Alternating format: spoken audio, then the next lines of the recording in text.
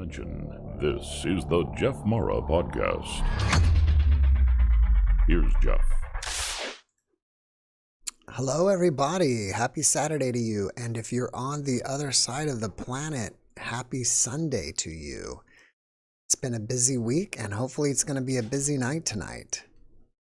All right, let me just get things set up here, and we're ready to go. And I think this is one of the times recently that I've got it to all start pretty much exactly how I wanted it to.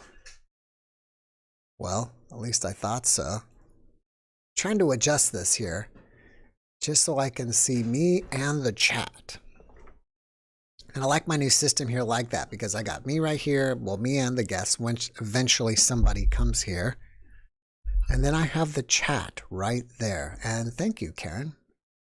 Or hello. Who said nice shirt? Oh, it was Karen. Thank you, Karen. I appreciate that.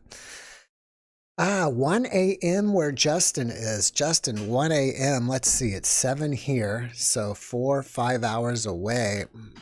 I think England is 6 hours away. What are you, in Greenland or Iceland?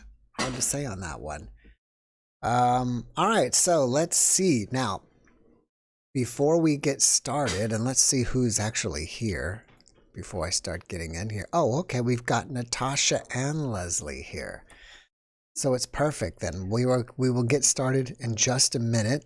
Today we can start on time with our meditation and our music in the background. And I love this because I feel like it's a way for me to give back, to support other YouTubers. Like, we can support Leslie here with his channel, and I think Natasha as well has her channel, so we can support them. And whenever they can't make it, if you feel like you can, well, I've got background music, and also if you feel like you can also, we used to have Merlin here, and Merlin used to come in and he used to give us a reading, and so now we're trying something different.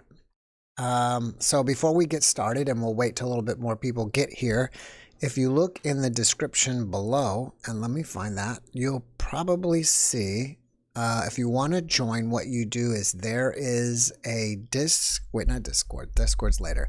It'll say Zoom room ID and Zoom passcode. So basically you go to Zoom, you click join a room, and then once you're there, all you have to do is, it'll ask you for the room ID and you key that in, and then it'll ask you for the passcode and then you key that in. And then you should be able to join. And just make sure that your passcode is exactly like it is, because it's case sensitive. So that's there below. I don't see what I have here because I don't have it up. Let me look over here if I can see what is next. But I'm pretty sure what you'll see is my you will see the Discord. And next is Discord. So if you want to join our Discord server, once you go to Discord and get your free profile, then you can use that link and join my server, which basically means that you're joining all our Discord chat rooms. And then below that is the JeffMara Facebook page. So I post news articles as well as links to our videos there. The Jeff Reynolds Facebook. So my last name is Reynolds. My dear wife's name is Mara, and so that's how it is, the JeffMara Podcast, Jeff and Mara, and I'm the face and she is the editor. And JeffMara Podcast Indie Eclipse, that's our other JeffMara Podcast channel, but it's NDEs only, and I just cut out everything but the clips. So those are for those of you who only have a little bit of time to invest in watching an NDE, and you only want to watch that part, which is usually 5 to 15 minutes. And I've been better about posting on there lately. JeffMara Music, which I have some old music videos, and I used to be a music producer as well as a DJ. And so I have some old stuff there, but eventually I'm going to put together meditation music. But I'm just I have the channel there started. And last of all, our merch. So on that note, let's get started. We've got people here. I hope you guys are ready to meditate. We tried this last time. I think we brought in a very interesting guest, and I'm hoping that if we all do it together, just for a quick 5 minutes, maybe we can raise everybody's energy, and maybe the podcast will be even more amazing. All right, so let's bring our Natasha Admit and Leslie King's Admit. We'll see what we can do here.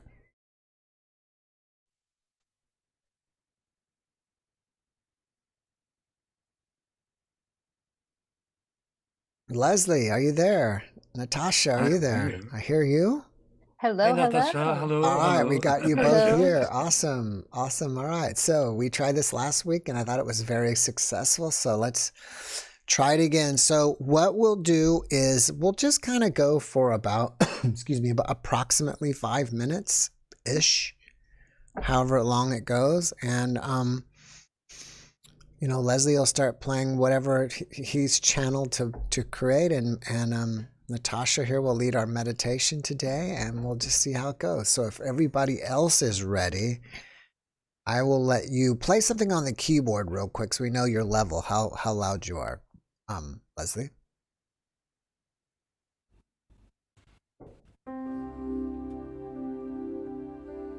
All right, and then can you say test 1, 2, 3 to just make sure I can't really adjust your levels, I guess, now that I think about it. 1, 2, 3, 4, 5, All right. 6, 7. All right, now let's have Natasha say test, test, test. Test, test, test. All right, we are good to go. All right, everybody. So Leslie, you're already playing. Whenever you are ready, Natasha, just go ahead and start. Okay, so this is going to be a meditation about love. And what I want everyone to know is that we do need love for ourselves as well as the world. So what I'm going to have you do is start taking some deep breaths.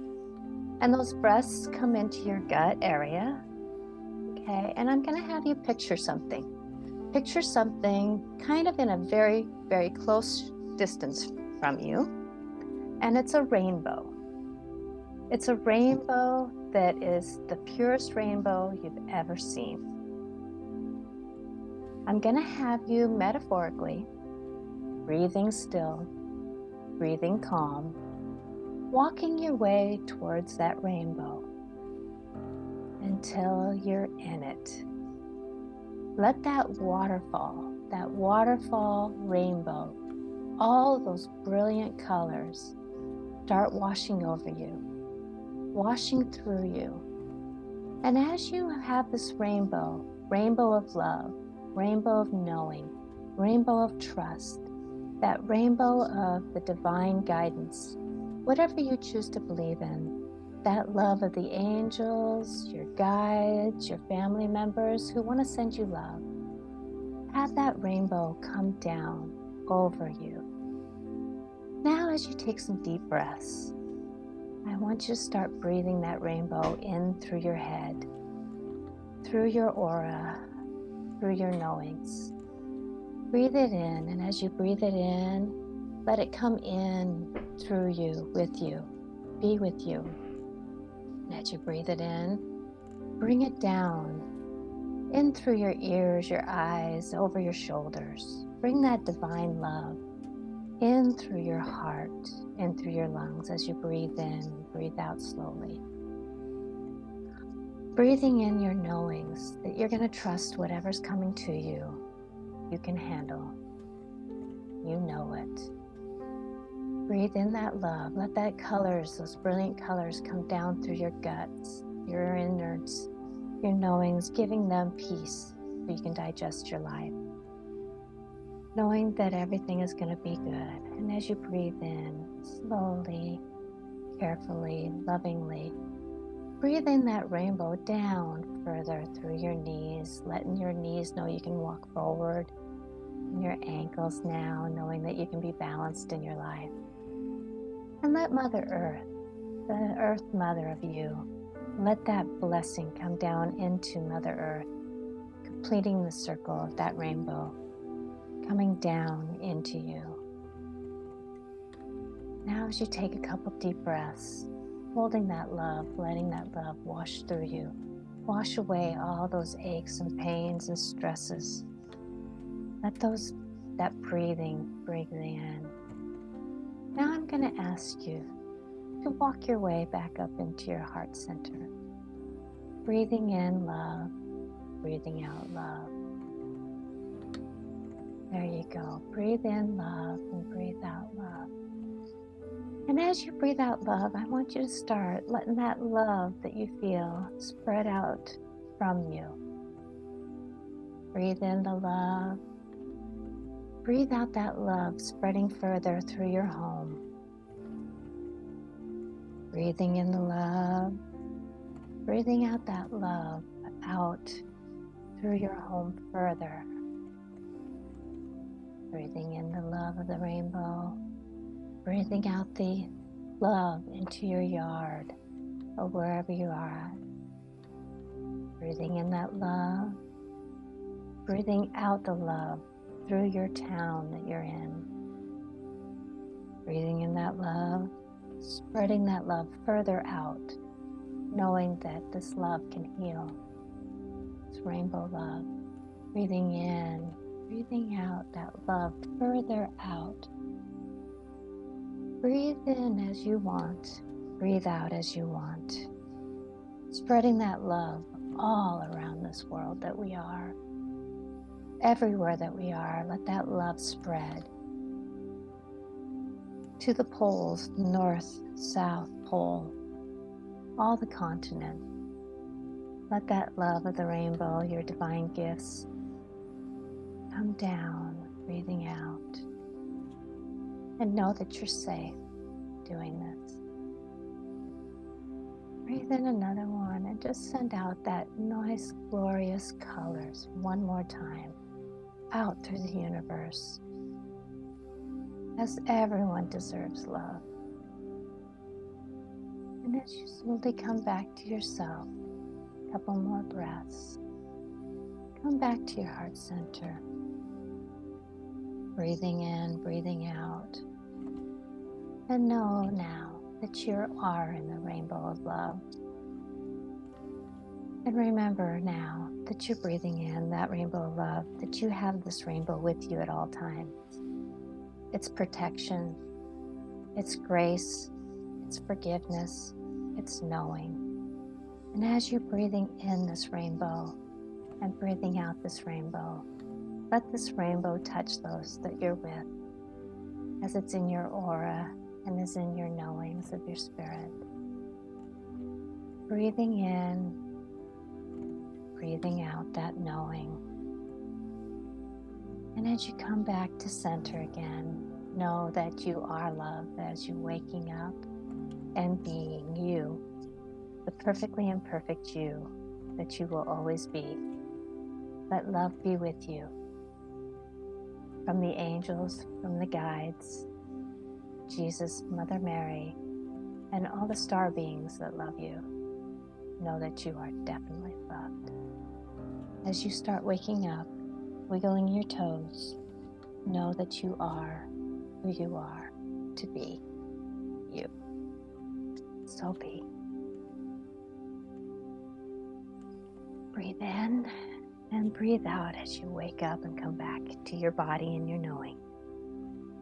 Breathe in, breathe out, and come back to your breathe in, breathe out, and come back to you. So be. Thank you both for that. That was fantastic. Thank you for letting me present that. I've been called to present that last week, Mhm. and now I can do it this week. So thank you very much, Well, Jeff. thank you. Yeah, we finally worked. And for me, I was trying to send out love to the whole realm. I guess you would say the whole 3D realm. So we'll see where it goes. Yes, definitely. And Leslie, thank you. That was perfect music. Yeah, it was, Leslie. So thank you, Jeff, for trusting me with that process. Yeah, thank you both. And as again, like I said, in the beginning, I think this is great as a way for me to give back to all the people who come here. So how we know we can find Leslie right on your YouTube channel, Leslie Kings. Yes, and we can. After the service, when you finished, I direct start playing a half hour. So if somebody like to sleep and just relax and thinking and downloading, just come and visit, and I extending with music. In this case, I'm not coming in the middle of the service, just after in my channel. Welcome. There you go. So if you want to, after we're finished, which I never have an exact time because My official time is at 9, but if it just stays busy, I keep going until nobody shows up anymore. But after that, if you want to go relax and listen to some music with Leslie, he'll be performing for everybody. And if you want to find out more about Natasha, do you have a YouTube channel? I do. You do, I do right? I have over 400 videos of Oh, short wow. videos and my live shows on my YouTube channel. And I just updated my first video that kind of explains a little bit about March and how to work through that. So I'm grateful. So you can look for Natasha Venter or angelicclarifications.com. All right, perfect. Well, thank you guys so much. I really Thank appreciate it. You guys have a wonderful rest of your evening, and I'll see you again later. Okay, thank you very much. Bye now. Bye-bye. God bless you. God bless you. Bless you.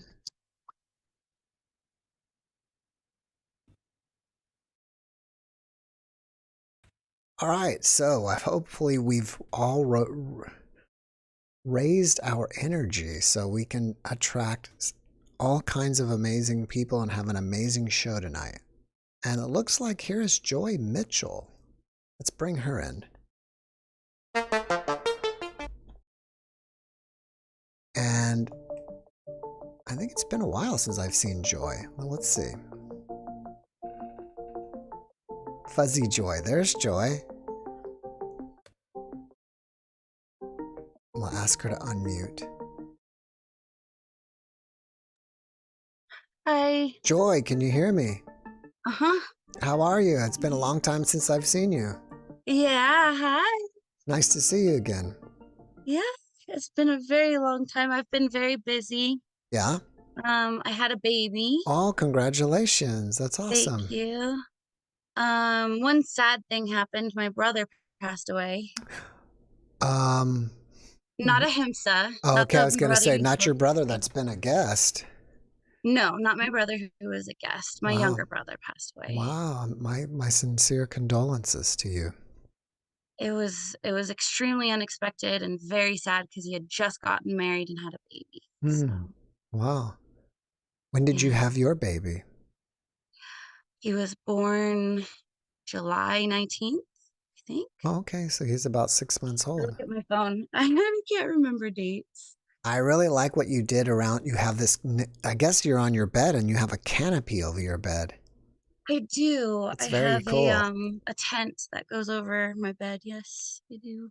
Now, for those of you who don't know Joy, and probably a lot of you do, but there probably are some of you that don't. Joy was a guest a long time ago, and we talked about her NDE, and I don't even remember what number it was, but it's probably around 2 years ago, right? Yeah, about 2 years ago. Yeah. Yeah, and then we also had Joy's brother Himsa on as a guest as well. I think he also had an NDE. Mm-hmm. He OD'd on some drugs, and that's how he had his NDE. How did you? I forgot. How did you have your NDE? So I had 2 NDEs. My first one was I tried to commit suicide. I was being severely abused by my mom at the time. Right. And then my second one was my boyfriend did something to me and I ended up in the emergency room, and that's how I had my second one. And what did you see on the other side? So with my first one, it was really weird.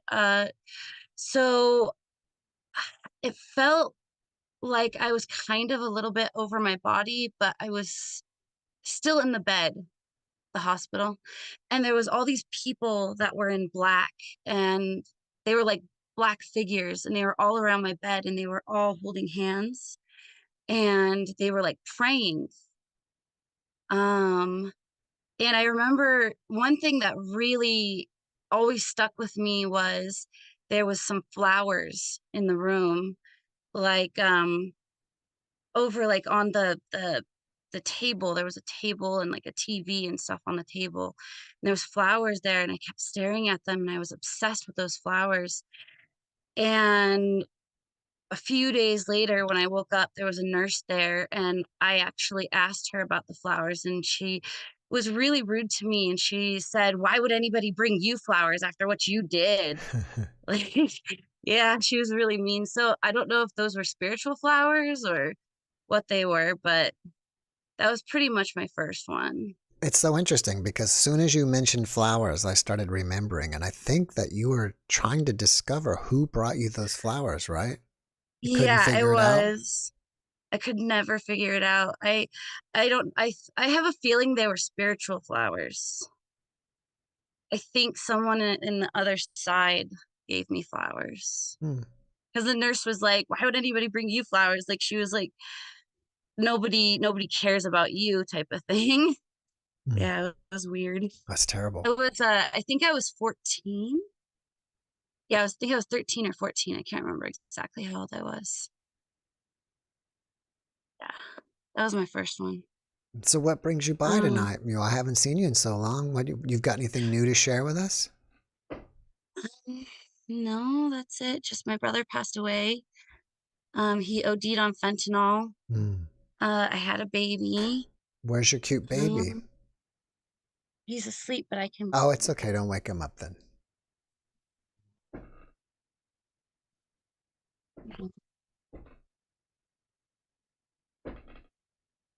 Oh, So, uh, he's so say hi. adorable. Say hi. Oh, and here come my other kids. Hello. Here's everybody. Oh, we got This the is whole one of my family there. friends. Yeah. His name is Hello. Jeff. Hello, My everybody. friend. Hi. Are you, Okay, go. it's like you guys are camping in the tent or something, right? Do you feel like you're camping under a tent? Uh-oh, I lost I lost your sound. Um, I think she accidentally muted it. There we go. There, you're Sorry. back now. I lost you for a second. Is it fun to play in that bed? It's like you're in a tent and you're going camping.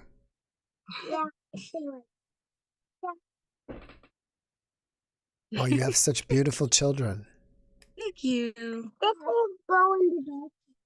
Oh, you got purple hair? That's really cool.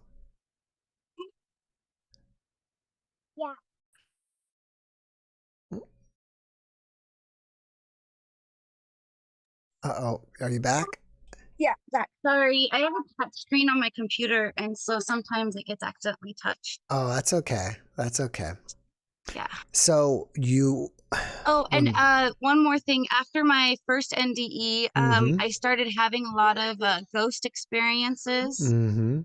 And I had a ghost experience with my grandpa where he came to me like it was kind of like a dream Like a where he contact was dream. telling me, yeah, he was telling me that there was going to be civil war in the United States. And I needed to be prepared for it. When was that? When I was 17, Hmm. my grandpa died. Did your And I had did your grandfather look in his 30s during the dream, or like the age he was when he transitioned? the age he was when he died. Hmm. Yeah, because Mhm. sometimes, as you probably know, people will show up in their 30s or whatever they feel is their prime. Mhm. But I think he showed up to me older because that's how I knew him. yeah, I was going to say that. And that's what would make me know it was him. Now, have you seen any UFOs lately or anything paranormal? There's only one UFO I've ever seen, and that was when I was 15. But I'm not sure if it was a UFO or not. It was really, we were driving to Mount Shasta because Mm-hmm. my brother Noel was living in Mount Shasta at the time. And there was like this weird weather thing happening where there was like, it was blue skies, super blue, and then there was like these clouds that were super flat, but then they went straight up clouds, and then we started getting underneath the clouds, and every time that there was lightning, you'd see this big giant circle Hmm. in the lightning. And that's the only weird thing that I've ever seen in the sky. I can do this podcast basically from anywhere as long as I have decent internet service. So I've been kind of looking all over the country on places to move. And one of the places I have been looking at recently was right by Mount Shasta. Mount Shasta is a very interesting place, a very spiritual place. Hmm. There's a lot of stories about saints that live in the mountains. Supposedly Saint Germain lives in Mount Shasta. I don't know if you know who that is, Yeah, but yeah, people have come and talk about that. yeah, and there's lots of aliens of people that disappear on the mountains all the time that are going hiking. Lots of people have had very crazy experiences in Mount Shasta. My mom has seen a lot of things. She lived there for a while. Hmm. She told me a lot of interesting stories of things that happened at Mount Shasta Hmm. to her. But yeah, if you're gonna go somewhere, I think Mount Shasta is a very, very, very, very spiritual place. That's one of the places I've actually looked at properties in Roswell, New Mexico. I thought, I've been Roswell, there. New I've been Mexico. there several times, and I thought, that might be kind of interesting. At least at my That would be introduction, awesome. it would, instead of saying from beyond our dimension, it would be from the alien city, Roswell, New Mexico. New Mexico, kind of like coast to coast. Yeah, What Art Bell used to do. yeah, but it would be from Roswell, so maybe that. Yeah. I Um, don't know. I think Mount Shasta is more has more activity than Roswell would, honestly. you probably would. Yeah, I don't think there's much activity going on around Roswell anymore. No, there's a lot of people that go there, and I don't think that aliens would want to show up where there's a lot of people there. They have hotels there and Hmm. restaurants and everything all based on aliens. Why would Hmm. you go to a place that's so overrun with people just looking for aliens or looking for paranormal stuff when you can just, go other places? Have you been there? Yeah.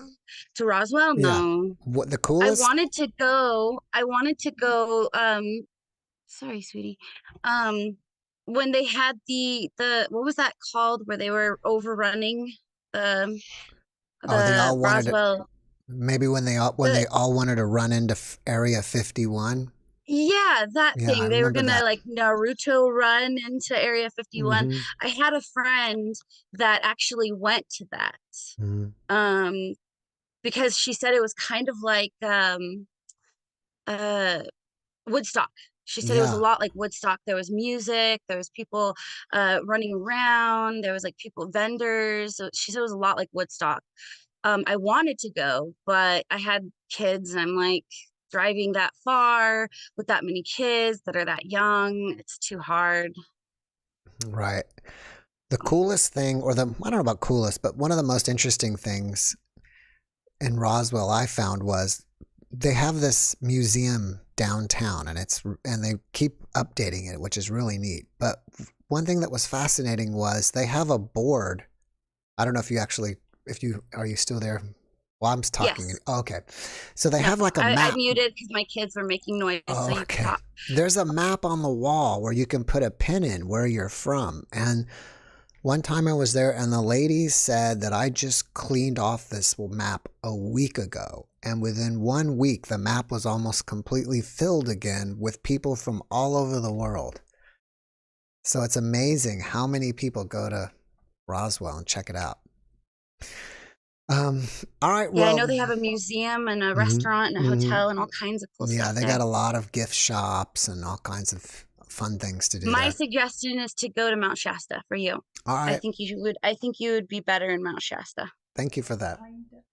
You're welcome. Thank you for that. All right, Joy, I've got to run. I've got 2 people waiting on Okay. you, but it's great seeing you again and catching up. And again, congratulations on your adorable Thank baby there. you. And I wish you the best. And don't be a stranger. Yep, I will be checking in with you quite often now. All right, take care. Bye bye. Bye.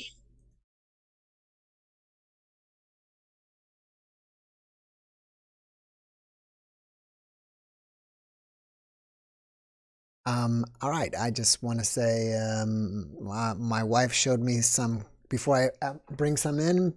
Pierre, thank you for that comment.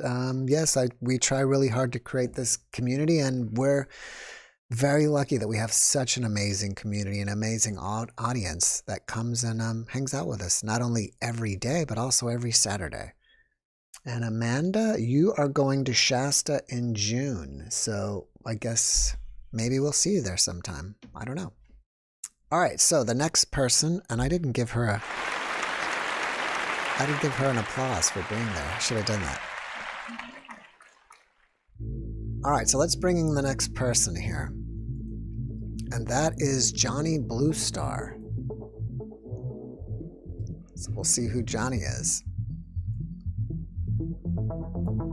And when I see Art Blue Star, we have here in San Antonio, well, I'll talk about it later.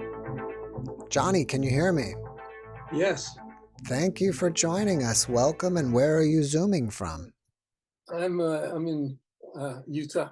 In Utah, what part? Salt Lake City? Oh, wait a second. I got to turn you off on one of these channels. You probably got me on YouTube. Yeah, you want to turn that off. Yeah, give me a sec. And I'll be echoing. Yes, I'm getting you off in a second. There we go. Yeah, I can hear you better now. Perfect. Not in two places. You were bipolarizing. There you go. All right. So what, are you in Salt Lake or where are you at in Utah? No, I'm in something called American Fork. Don't know where that is. About 45-minute. Well, it's a small town.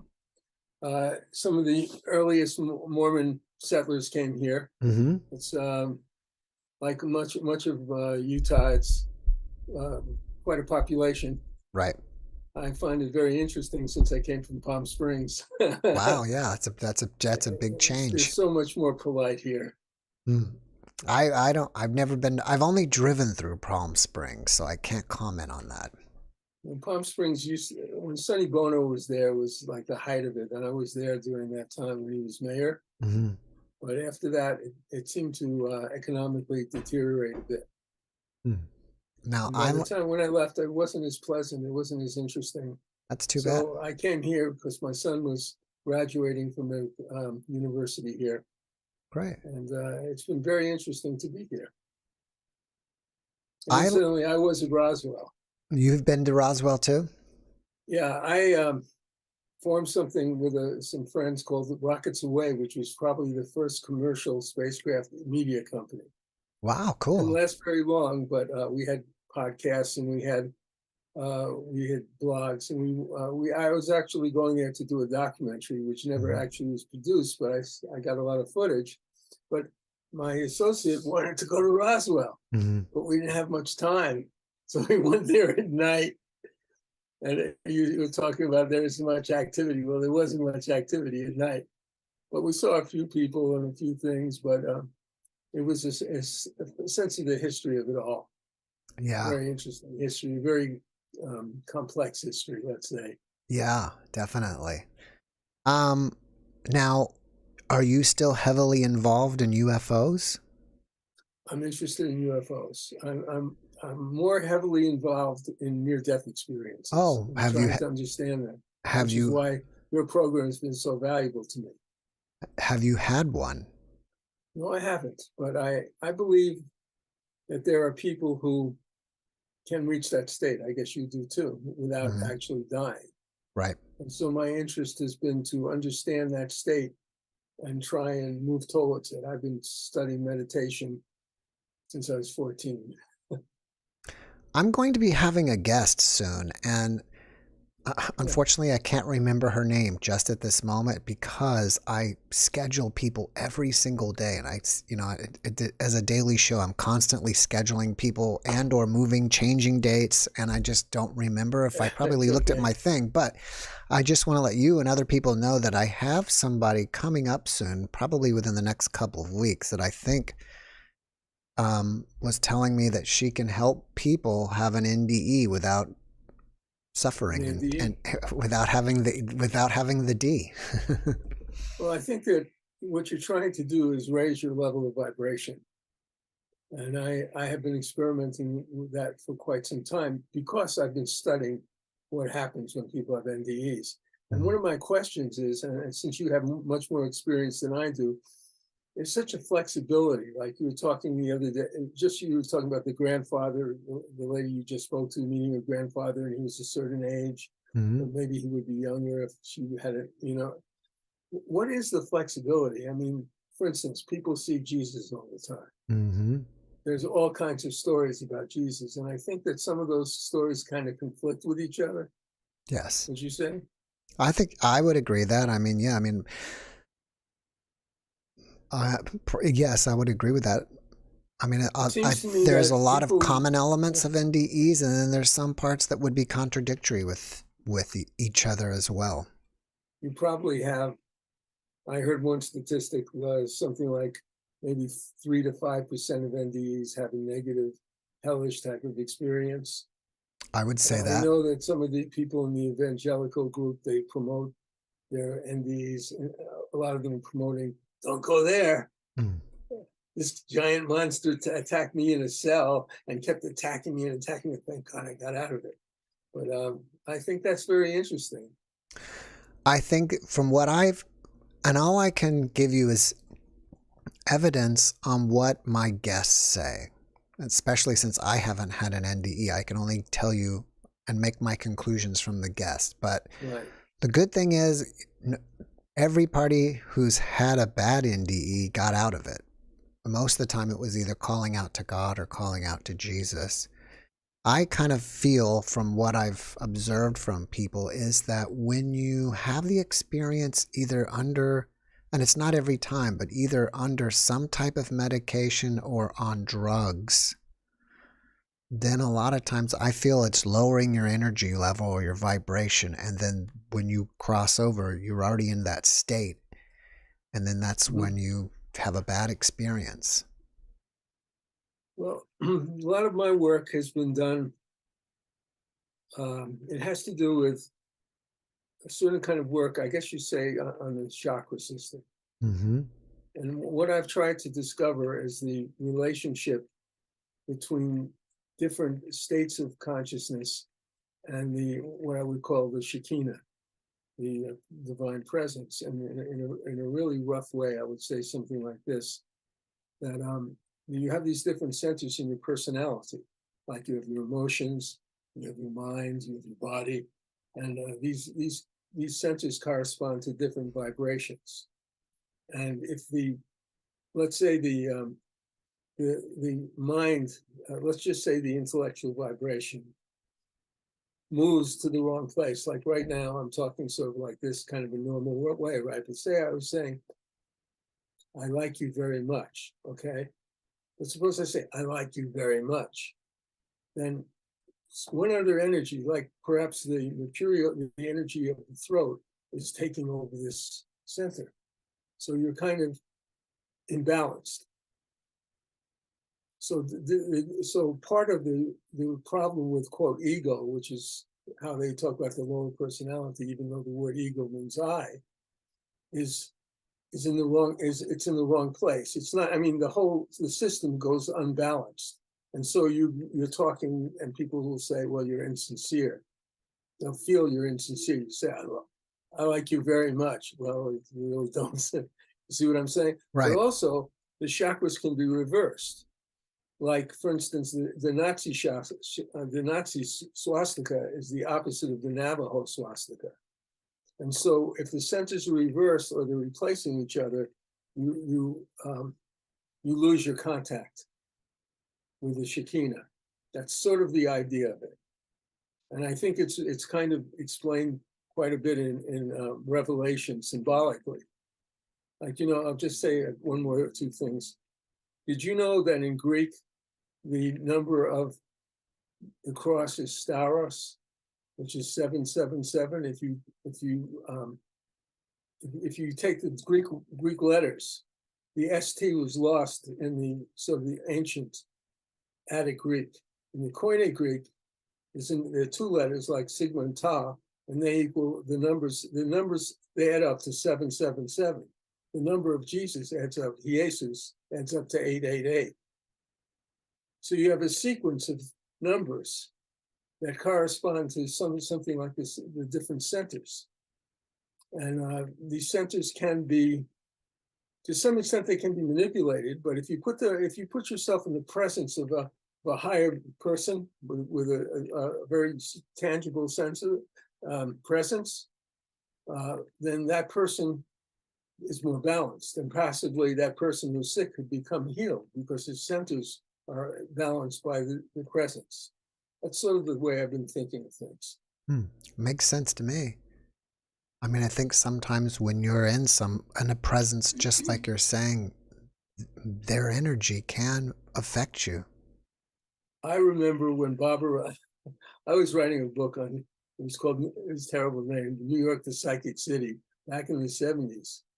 And I met Baba Ram Das before I wrote this book. Wow. And he was with Timothy Leary, and it was the Illumination of the Buddha. It was like in the Fillmore East. And after I'd been meditating for a while, even though I was, 17 or 18. And I said to him, look, everything you're doing here in the psychedelic movement is connected to meditation. And he said, you should really start studying that. And he said, Meher Baba was saying the same thing to me. Well, so a couple of, a year or two passed, and Baba Ram Das, Richard, what was his name? Richard Albert is coming back to New York, and he's Baba Ram Das, right? Now here's this guy who had glasses. He was kind of stocky and very thin, no glasses, dressed in this thing. And you could feel his presence. He said something like, and sometimes the crown, it's a metaphor, the crown jewels, or the king has brought the crown jewels. And I felt this wave of consciousness or whatever it was. You know what I mean? Mm-hmm. And so he really changed. I mean, he was sort of an intellectual psychedelic person at the time, but he changed into something that was quite extraordinary. Yeah, that's amazing. Johnny, I'm going to have to run, but before I go, if you want to let people, are your books on Amazon? Well, I have a book called, the book that I'll have to recommend you to. It's kind of a comic book, not a comic book, but a little bit of a comedy on conspiracy theories. It's called The Thrice Born. And what it is a science fiction version of Genesis. And this is where an angel comes, who's the angels, a whole bunch of angels land on Earth. Their ship, the Descender, lost its way. And they're on Earth, and because they're so far from the central sun, they start to become mortal, except for one angel. And as they become mortal, eventually they turn into the Nephilim, which becomes an enemy of mankind. But the one lady, she becomes a star. She becomes she falls in love with a human who's a slave now to monitor the goals, so they can make this synthetic immortality. And it goes through a bunch of reincarnations until they come to the point where this guy, this human who was the slave, but he was kind of a rebel, becomes the owner of a casino, and she becomes a homeless angel. Wow. And anyway, they eventually get together and fight the Nephilim. Cool. What's the Thrice Born? The Thrice Born, where can they find it? Amazon. Johnny Blue Star and Carlos Lopez Avery. All right, guys. If you guys want to learn more about it or check it out, there it is. The Thrice Born. All right, Johnny, thanks for coming in, bud. You have a great evening. Thank you so much for the opportunity. Sure. See you later. Bye-bye. Bye-bye. All right, that was Johnny Blue Star. And next is Rochelle Joseph.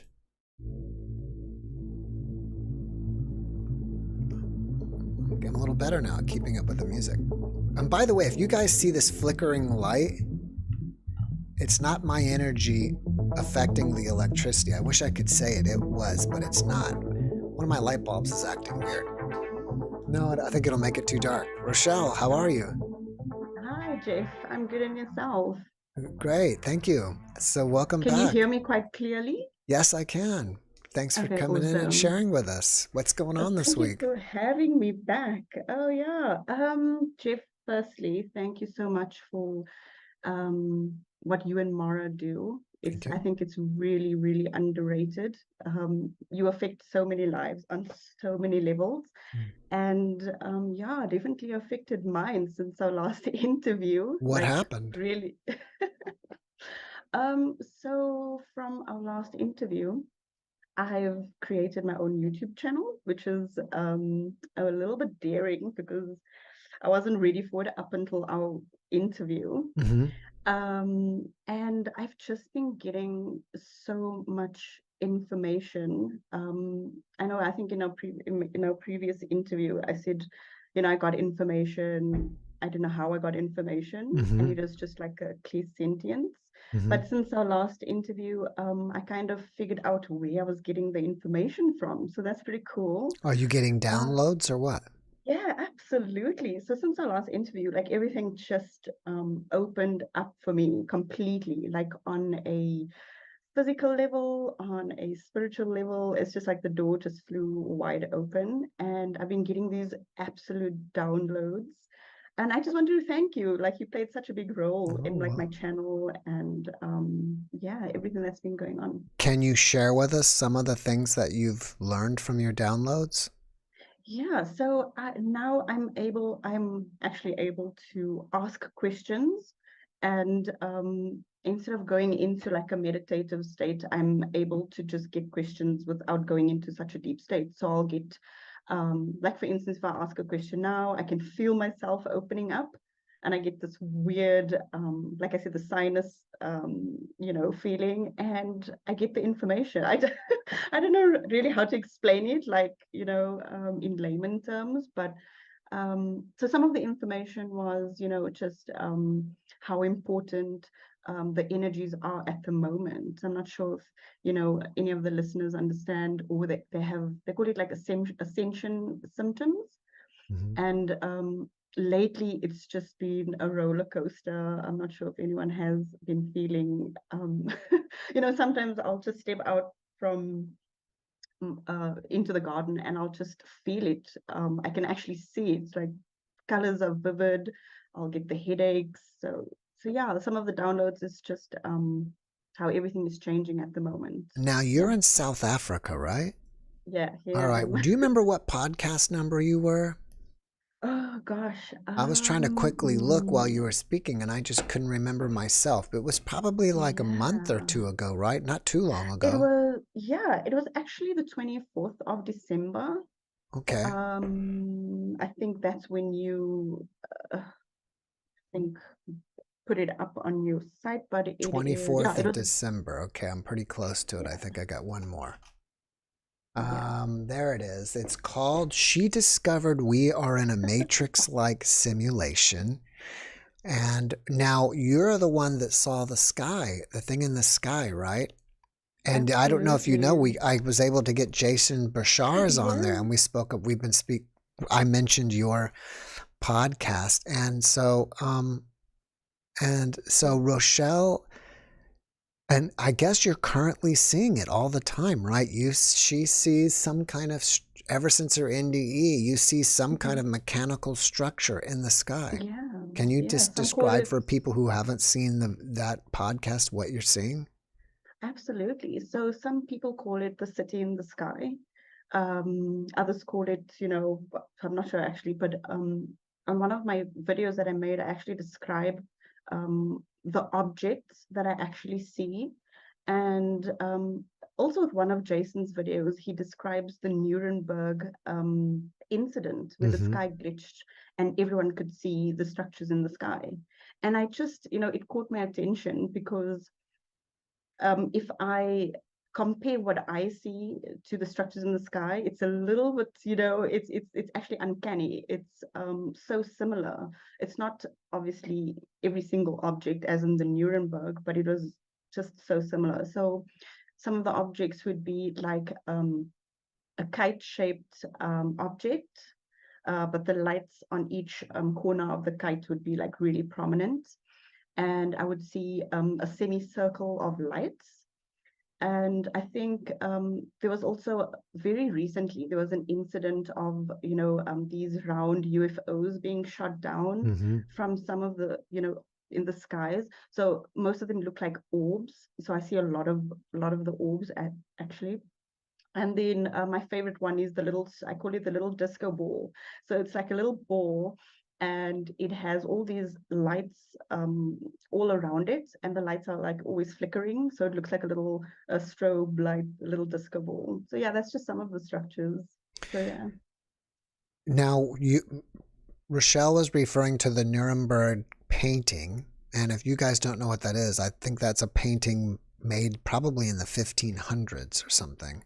1561, yeah, it's actually an event. Yeah. Right, and it was based on an event in the sky, and I don't know who the painter is, but whoever the painter was painted the sky and all these things going on in the sky. Yeah. When you look at that painting, does it look like a primitive version of what you see in the sky? Absolutely. And I think that's what drew my attention. It was just the objects look so similar. Okay, like I said, it's not exactly, the same, but it was absolutely so similar. So yeah, definitely. What's interesting is that it's a common question that I ask my NDE guest is, what kind of abilities have you gotten after your NDE? And it's very common for people to become empathic or get precognition, or sometimes, they have some type of artist ability with music, or like the one I posted yesterday with poetry. But perhaps you got some different ability with physical vision, or something changed within you, and now you're seeing the structure.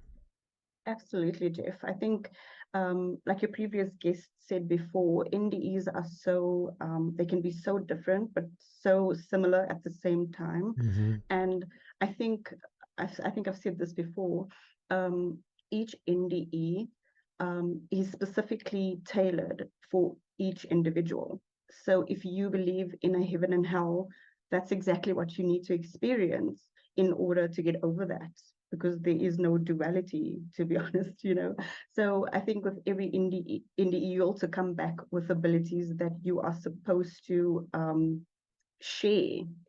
And it is different for everyone. So I think this is the main concept, is that we all come together and share our abilities so that we can actually have a better humanity, have a better understanding of what's going on.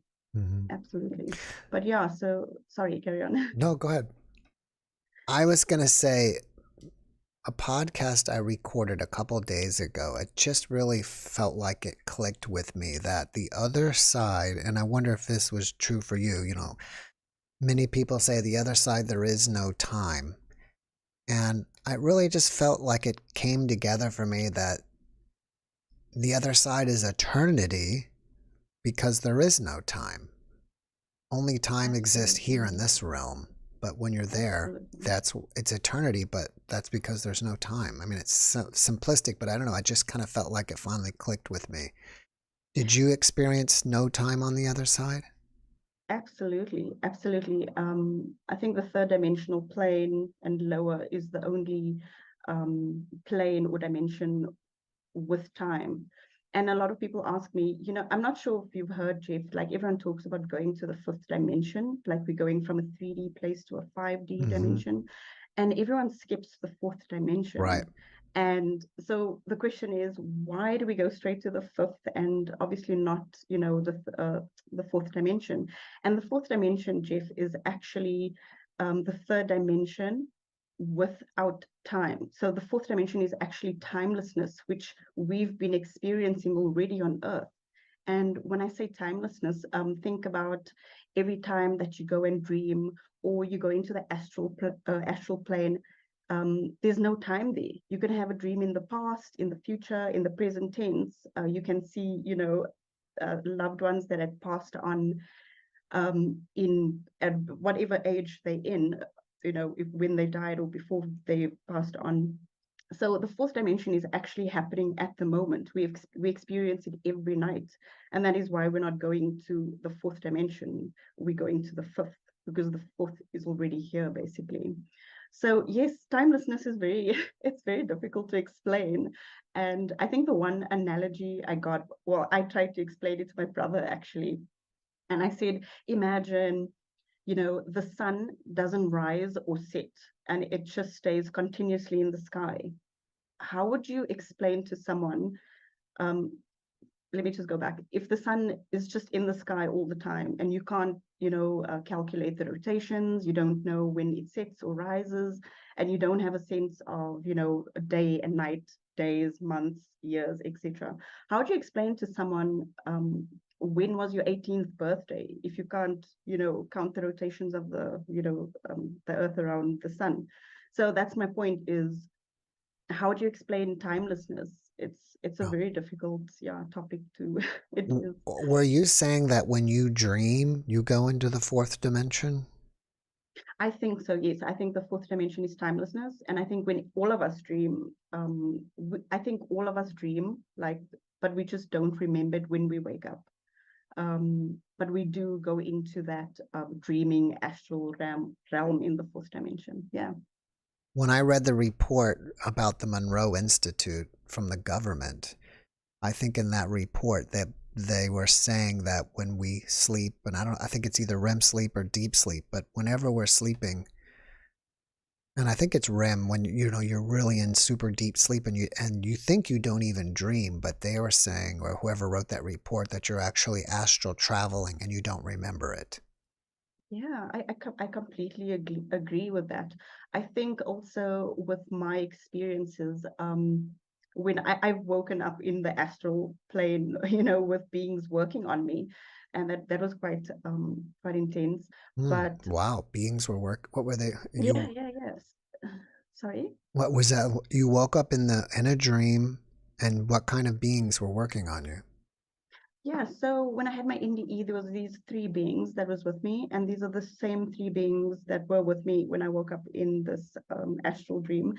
And with my NDE, because I have a heart condition, when I woke up, they were actually working on my heart. They were taking these little, they're not really wires, but it looked like energy cords, and they were plugging it into my heart and like almost calibrating it and setting out the frequency. And ever since, that last dream, my symptoms have gone, it's going down. So I'm actually currently not even on medication at the moment. That's amazing.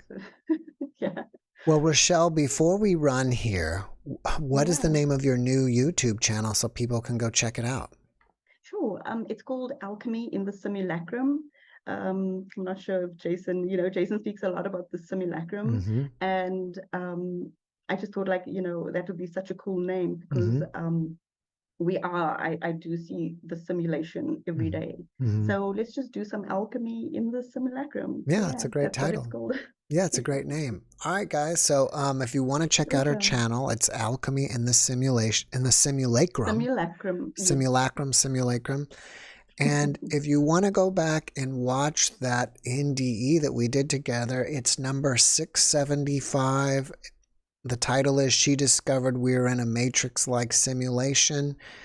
And it was published back at, what was it? I had the date here, December 24th, so not too long ago. So it's a very, very popular podcast, that one. So you might, if you were into the simulacrum or if you're into simulations and we're living in the Matrix, then I definitely recommend that one. Rochelle, Jeff, can I just go say, ahead. Yeah, it's a very popular video. I think there's like 170 odd thousand views. I'm not sure. It's amazing. Yeah, and I just want to say, whoever sent me an email, that I am getting to the emails. I've been so bombarded, so I do apologize to anyone that have sent me emails. I will respond. Oh, wow. So yeah, wow. Thank you. All right, Rochelle, thanks for popping in. It's great seeing you again. Thank you so much, Jeff. Have an awesome evening. All right, you too. Take care. Okay, bye. Bye-bye. I got it just in time. All right, somebody became a member earlier. I saw it flashed up here. I don't know if it's still up there in my thing, but whoever became, I think it was Joy. Joy, thank you so much for being a silver member. I think that's who I saw it was. And let's bring in Mr. Cake. and see what he has to share with us today.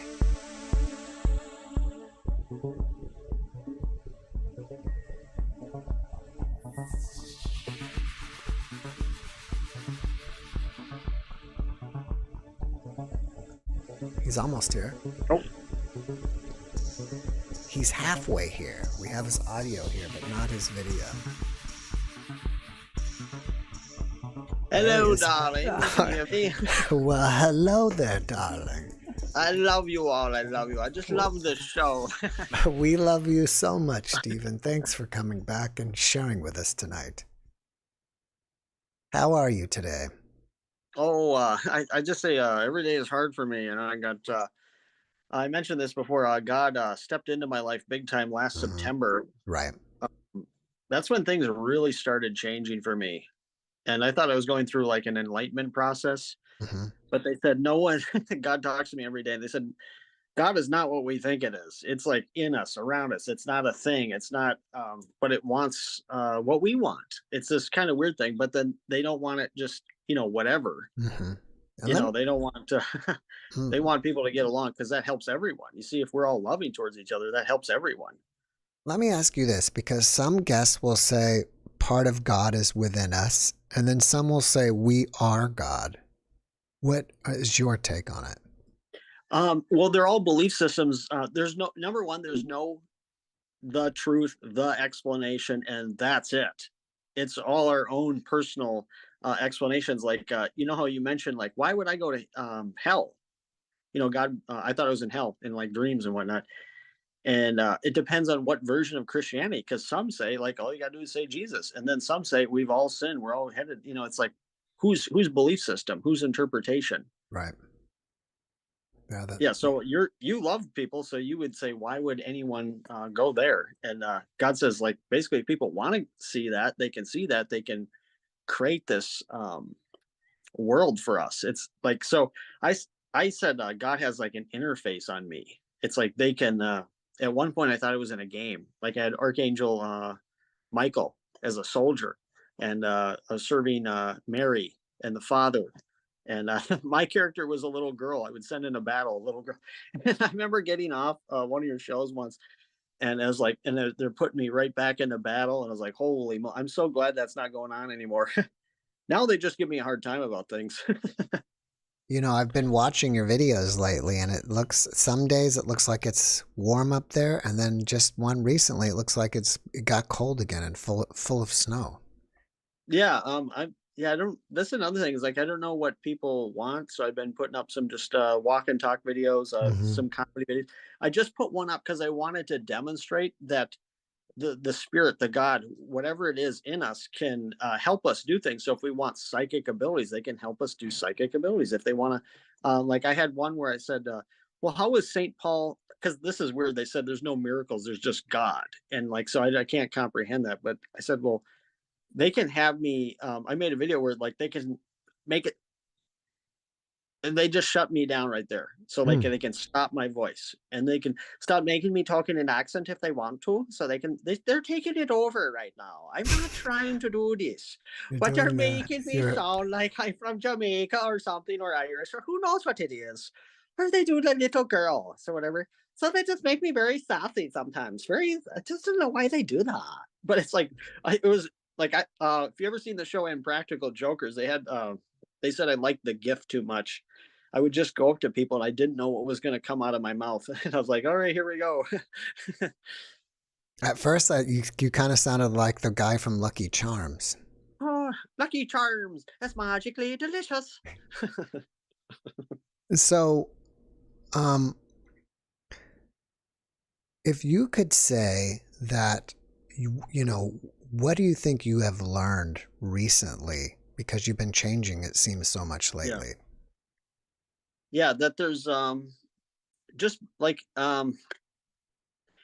they keep it really simple with me. They say people like what they like, they want what they want. God can try to influence people, but they can't override their wills, and they have to assist people. They say, yeah, we tell them like, well, you shouldn't be doing that, but it's like they can't just like Here's another thing is that it's like we have a mind, and so like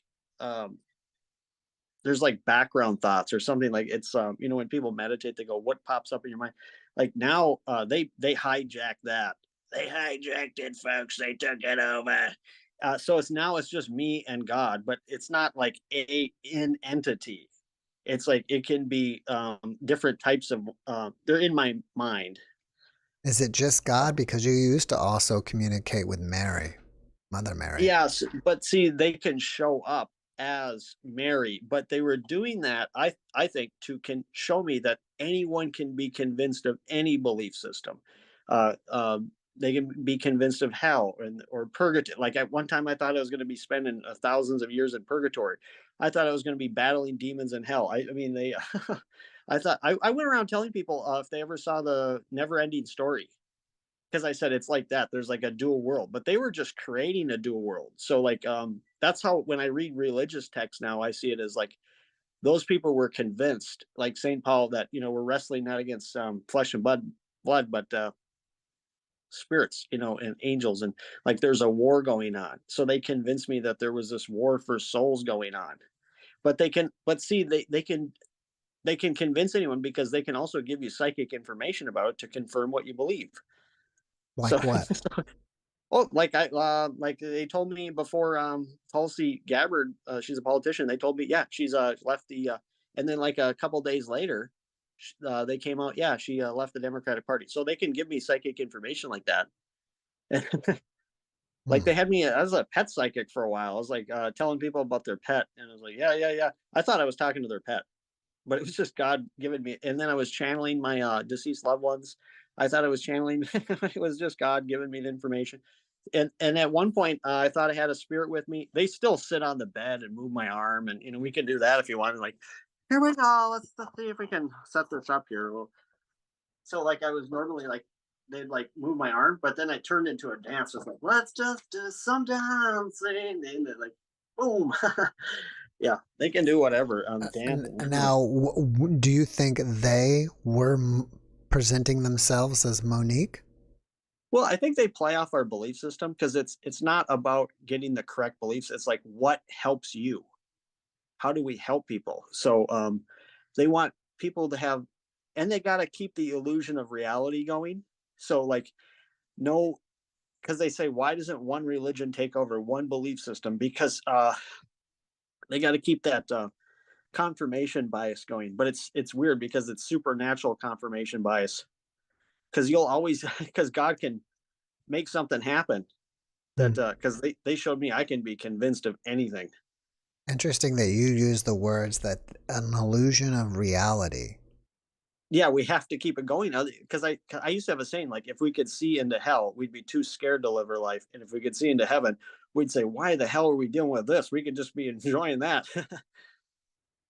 Yeah. But the way they communicate is that like they basically say like you, this entity here, will not be continuing on, and they said there's no creator. It just happens because people are looking for excuses. They shouldn't be looking for excuses. They should just try to make the best out of their situations. It's interesting. Interesting that you're saying that there is no creator, which I've had another guest just say that everything is just something has just happened, so just like you said. Yeah, so we're not looking for an excuse like God made me this way, or you know, see, it's like looking for an excuse for something.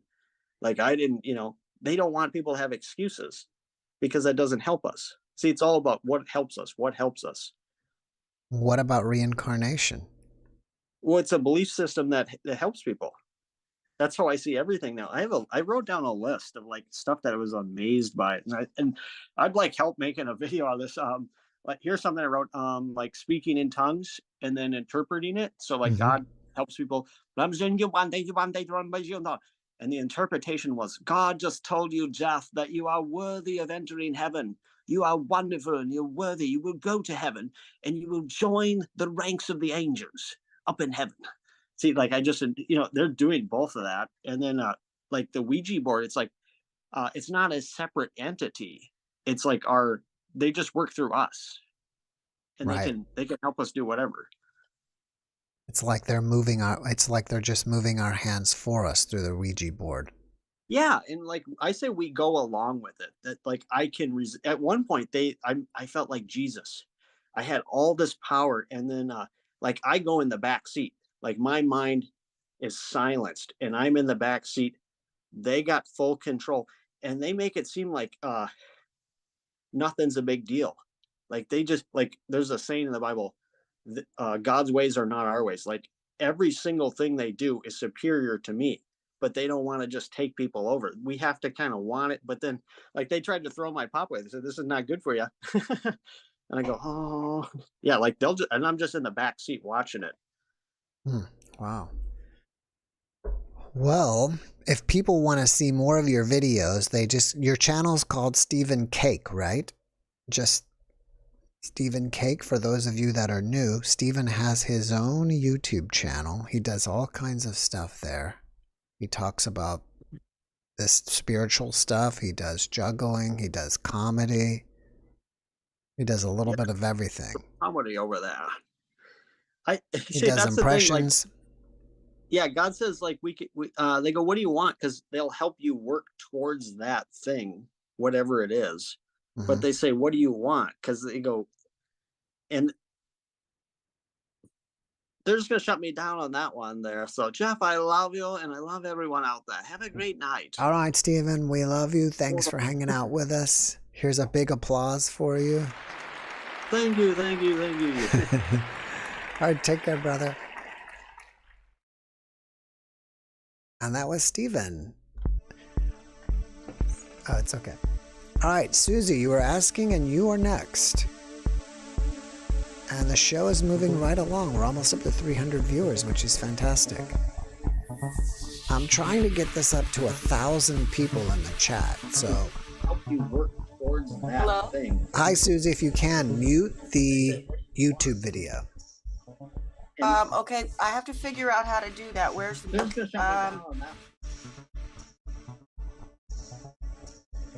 All right, Steve. Right, so you probably have the window's probably behind your Zoom window. You just have to go find that YouTube window, and it's okay. Don't worry about it. It happens. I have no idea. Okay. I think you got it. Maybe. Is that better? Can you hear me? Yeah. Now I need to see you. You know, and I apologize. This is so impromptu. My camera doesn't work. Is that going to be a problem? Because I really have something amazing to tell you. All right. Well, you're here, so let's go with it. Oh, my God. Okay. Well, my name is Susie. Mm-hmm. And I know we're in the process of ascension right now. I mean, my vibrations are vibrating off the chart right now. But what I want to talk to you about is reincarnation. Wow, this is okay. I'll just start from the beginning. Okay. So my name is Susie, and I have two beautiful daughters. The father of my firstborn, Gloria, his name is Chad. Now, we've been friends for 20 years. My kids are fully grown adults at this point. And you got to forgive me, I'm nervous, but I'll calm down in a minute. I'm holding some stones to kind of ground myself. You are fine. You don't appear nervous at all. This is amazing, and you're amazing. Thank you. And thank you for listening to this. And so anyway, okay, I will be brief. In 2007, I lost the love of my life named Brandon. We have been in communication ever since then. His ghost, okay? And so I had asked him how many lives we had, and he said that, we had 17. He checked into our Akashic records. Now, I was doing this through electronic voice phenomenon. And I actually was on another radio show in which we reviewed the EVPs. But Were they using a spirit box or what? I was just using a little recorder. Anyway, my nerves will calm down in just about a second. I'm just trying to ground myself here for a minute. Okay, you're doing wonderful. Exciting. Okay. So I want to focus on the reincarnation. So I'm going to try to focus my thoughts. I was telling you that I have two beautiful daughters that are grown adults at this point. Gloria was my firstborn, that her father is Chad. So I kind of wanted to know who I was in a past life. When I was a small child, 1976. I was at Great America, little kid. We saw the little old World War I planes flying around, in the kid park there, and I wanted to get on there. And Jeff, I had a reaction that was mind-blowing. I started freaking out, and I said to my little kid self, I think I was 5 or 6 years old, and I said, I'm going to fly the plane. I want to fly in this plane, and it has to be the red one. And so I got hysterical. Well, yeah, I got to be the pilot. It was just a little ride. But then I was like, well, why am I so emotional about this? Like, why? I'm just a little kid. What the heck? Okay, so that was one instance. The other instance is, if you know the cartoon Charlie Brown. Mm-hmm. So I would watch Charlie Brown, and you could see Snoopy flying around on his little doghouse being chased by the Red Baron, right? I don't know if you've ever seen that, but it was a little clip and stuff. But whenever I would see that, I would start crying and getting upset. And a lot of times I would have to leave the room, and I would say, well, why am I so upset about this? Now, I was a child, but even in my adult life, when I would see this cartoon with the Red Baron, I would get very upset. So I didn't understand. So one day, now I'm an adult, I'm 52 years old, and I go to a spiritual expo, and I sit down and I have a reading with a lovely lady. And she starts to tell me that I was in Germany, that I was a World War I pilot, and my father was a baron. Now, that's all she said. And, it was a lot more to the reading, but that's what I took away. So I thought, well, wow, that's really interesting, huh? So I started to do some research. Now, remember that my deceased fiance, Brandon, is always with me, so he's helping me with this. So I'm going to sum this all up because it's a really long story. Let me just sum it up. Mm-hmm. I literally figure out, Jeff, that my last incarnation, I was Lothar von Richthofen, okay? World War I ace pilot. Brother of Manfred von Richthofen, who is the Red Baron. Wow. So, of course, I'm kind of losing my mind a little bit because I'm like, what is this? What in the world is going on? Now, how do I know this? First of all, Lothar, he did not actually die in the war, surprisingly, of all things. He wound up a couple of years later flying a commercial plane delivering the mail, and the engine failed and he died in a crash, but he was still very young. But he died on July 4th. Now, my birthday is July 4th, so that's an interesting little information there. Now, and unfortunately, because I don't have the camera, otherwise, believe me, I'd be showing you the photographs. I look exactly like him. Now, I'm female, that's fine, but I look exactly like Lothar. It's absolutely mind-blowing. Now, this is where it gets really interesting. So Chad, remember, is the father of my daughter, Gloria. And Brandon was Chad's friend. Brandon was my fiance. The two of them, many years ago, had created a piece of artwork. And it's really funny because this artwork has, black and red in it. And Brandon and Chad are the subjects in the artwork. And it looks something similar like the Red Baron. So even back then, I thought that was odd. I'm like, that's an interesting piece of artwork. So my thought process was, well, I wonder if Brandon was the Red Baron. So I asked him, I said, well, were you my brother? Were you Manfred? And he told me no. And that was a little bit shocking because I thought, well, that's weird. I would have figured it would have been Brandon. And Jeff, it then dawned on me. And I said, this can't possibly be true. I said, Brandon, was it Chad? And he told me, yes, my brother, Manfred, is Chad. And I can't believe this. And Jeff, I looked at the photographs. It's Chad. Wow. You're going to have to come back with your camera and show us your face and the photograph so we can see the resemblance. It's unbelievable. It's absolutely. But listen, I'm giving you the very shortest versions. I'm actually literally putting this into a book. So just for the fun of it, I'm going to sum it up quickly so that other people can get a chance. But listen. Let me ask you something real quick here. Do you know things about this person that nobody else knows? About Chad, you mean? About who you were. Lothar? Is that who you were? Yes, Lothar. yes. Do you know And you know things what? about Lothar Yes. that that you can't look up in the history books? Well, I don't know about that, but yes, it's me, because let me tell you what. It's my soul. I know this, Jeff, without a doubt. I flew those planes. I saved Manfred's life. It's incredible. It's me. I know it. I could feel it in my bones and in my body. And I got a good one for you. Check this out. I used to say to myself, I wonder if someone can write something in one life and read it in the next. And you're not going to believe this. So the Red Baron, he wrote his autobiography. So of course I had to go find it, right, and read it. And it's awesome. I got it. I have it in my hands right now. It was republished in English in 1969. And I knew it. I said, Lothar wrote something in here, which means, my soul wrote it. And I read it, and it's fantastic. It's absolutely fantastic. It's describing a scene in which, of course, I saved Manfred's life. And I knew that I did. I was like, this is brilliant. And, but that's not what I wanted to talk about. There's more. Listen to this. So I'm researching. I find out that I'm Lothar. I look exactly like him. I find out that Chad is the Red Baron. He looks exactly like him. And then I see the nurse, Nurse Kate. Okay. Nurse Kate and Manfred were kind of maybe having an infatuation. I saw Nurse Kate and I said, that's my daughter. That's Gloria. I know exactly what my daughter looks like. She had that same look on her face when she was 2 years old. I said, that's Gloria. And I got it confirmed a bunch of ways.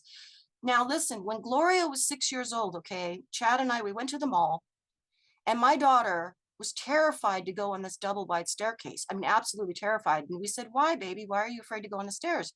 She says, I don't know. And we said, okay, that's okay. You don't have to do anything you don't want to do. And a few years later, all of a sudden she could go on the stairs. And we're like, well, how come you can go on the stairs now? And she says, I don't know. I'm over it.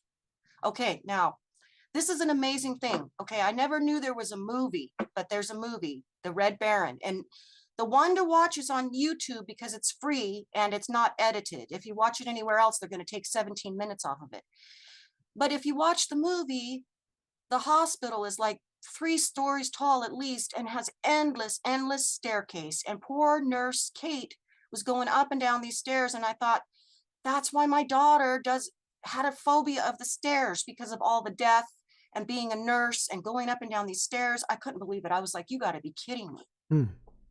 Do you? So then, go ahead. Go ahead. I'll let you finish this thought and then I'll ask you a question. Okay. Well, the next thing is that I find my father in this life, whose name is Peter. He kind of looks a bit like Clint Eastwood. People have actually thought he was Clint Eastwood, believe it or not. My father has since passed away, but my father was my father in my last life. He was the Baron. That's where the Red Baron comes from, because my father, which is our father, was the Red Baron. Was father of the Red Baron. And my dad's favorite color was red and everything. And he told me Chad was the only one of my boyfriends that he ever liked. So I found Chad, I found my father, I found my daughter, and Jeff. I found pilot after pilot after pilot. Werner Voss, okay, is George, which is Chad's best friend. So the Red Baron's best friend is his friend in this life. I found my friend Bruce. I found my friend Eddie. I found Nathan. I can't believe it. I thought I was losing my mind, but I know that this is all true. It's absolutely true. It's been verified with me in many different ways. Through Brandon, it's been verified. And it's just like, I can't believe these pilots. I can't believe I still continue to find more and more pilots. It's unbelievable. Well, we talk about quite a bit on the podcast that people travel in soul groups. So, if this is real, then it makes sense that this is your soul group. It is. And if you still have time, I will be brief. I can tell you my 2 lives previous, and I know them, and it's me. It's my soul. Are you ready? All right.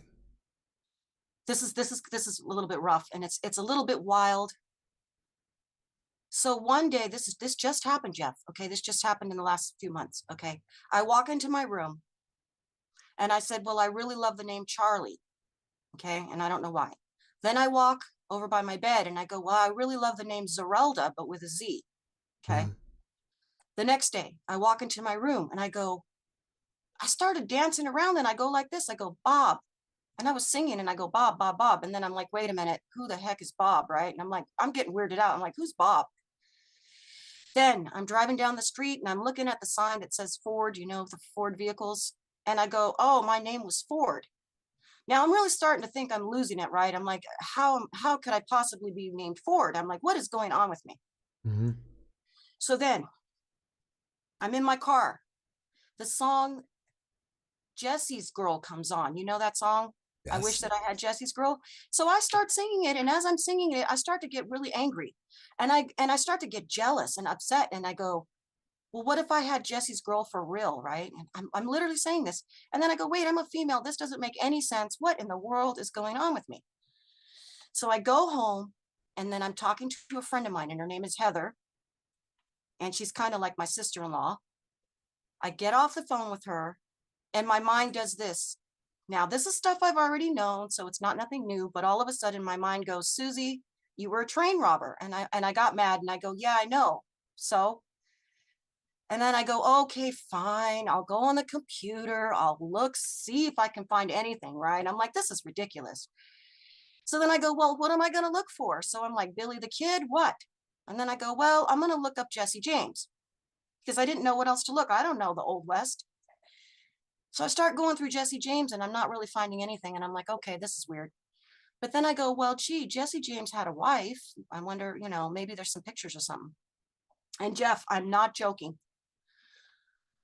I pull up Jesse James' wife and I start screaming because here's a black and white photo of the outlaw Jesse James' wife. And it's my friend, Heather, the girl that I literally just got off the phone with. So I am screaming because I do not understand what in the world is happening. I'm like, what is happening?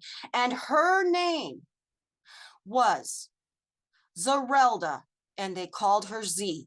And then I couldn't, I said, this can't be happening. So fine, I took a picture, I sent it to Heather. I said, Heather, you got to see this. I said, you were Jesse James' wife. I go, it's you. And she looked at the picture and she screamed. And I said, it's you, Heather. So now this is where it gets real trippy. Of course, I got to figure out who the heck was I. I knew I wasn't Jesse James. I go, there's no way I was Jesse James. I says, well, who the heck was I then, right? And this is so awful. I'm fishing around, right? I'm trying to find this. Now, this is something, of course, nobody would know about me. But I have this thing, and I get real upset if I show any kind of fear or cowardice. I kind of beat myself up about it. And previously, you know, some dog was barking, a Rottweiler or something, and I went running off, and then I got mad at myself, and I said, Susie, what the hell's wrong with you? Why are you being such a coward? You're not a coward. So here I go on the internet trying to figure out Jesse James and whatnot, and it says Bob Ford, the coward who killed Jesse James. Wow. And Jeff, I don't know. I'm speechless. Wow, okay? It's amazing. Yeah. And then, listen. And then I look at pictures. There's only really one picture of Bob and it, you know, and it's me. And I will give you these pictures. I will. You'll see it's me. And I'm like, you got to be kidding me. I have to run, Susie, but please come back with your camera and bring those photos because I think it'll be amazing to see you as these different people. And maybe you can bring Heather and Jesse James's wife's pictures too. Oh, absolutely. I would definitely love to do that. And I'm sure, you know, if we get together again, it'll be a little bit more professional. I'm just a little bit emotional about this right now. I want to say one thing just before I take off here. Okay. My third life before that is going to be, it might even be hard for some people to accept. There's a reason why I was born on the 4th of July. So I'm going to save that one when I tell you who I was and who my daughter Brittany was. Okay. Because in the same time period that all of this is going on, I found out I got the names, just like I got the names of Bob. I got the names of who Brittany was. And it's absolutely Brittany. And she knows it because I said, listen, and she went like this. She says, Mom, I said, I know, dear. She goes, but it makes sense. And I go, it absolutely makes sense, my darling. So Brittany, in my third life ago, was my wife in the United States. And I will tell you who we were, and you'll be absolutely mystified when I tell you who me and Brittany were. All right. Okay, thank you for having me on. Thank you for coming really and sharing, and we'll be waiting for you in the camera and the pictures. Thank you so much. All right, you have a great weekend. You too, Jeff. All right, bye-bye. Bye. Yeah. All right, we had someone here and then he left. I think his name was Adam. Maybe he'll pop back in. Anyways, while we're waiting for the next person, I'll tell you about tomorrow's podcast. I had a guest recently that was a victim of being shot at school. And after she was shot, she had an NDE. So, I think you guys are going to enjoy that one. And that one will be playing tomorrow night. So I hope you guys all tune in and listen to that one. And then let me see what's coming up for you guys during the week that I can tell you. Let me get the right mouse here. What are the next ones coming up? Okay, that will be tomorrow. And then on Monday, I have Britain's best psychic, Nikki Allen. And she used to work for the police, and she's been a psychic for about 30 years or so, and at least probably professionally. I think she's been a psychic her whole life. And she gives us some predictions for 2023, as well as we talk about her life. So that will be posted on Monday. And then tomorrow I'll be recording with a man that has, I think, either 30 pictures or 30 videos of UFOs. That's from Massachusetts. So it'll be nice that, that we will actually go over his UFO footage together.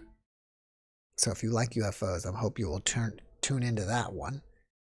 Let's see here. And then coming on the rest of the week, I've got an NDE to record. Let's see, that's on Monday. And then someone about her book, which I didn't put in my notes.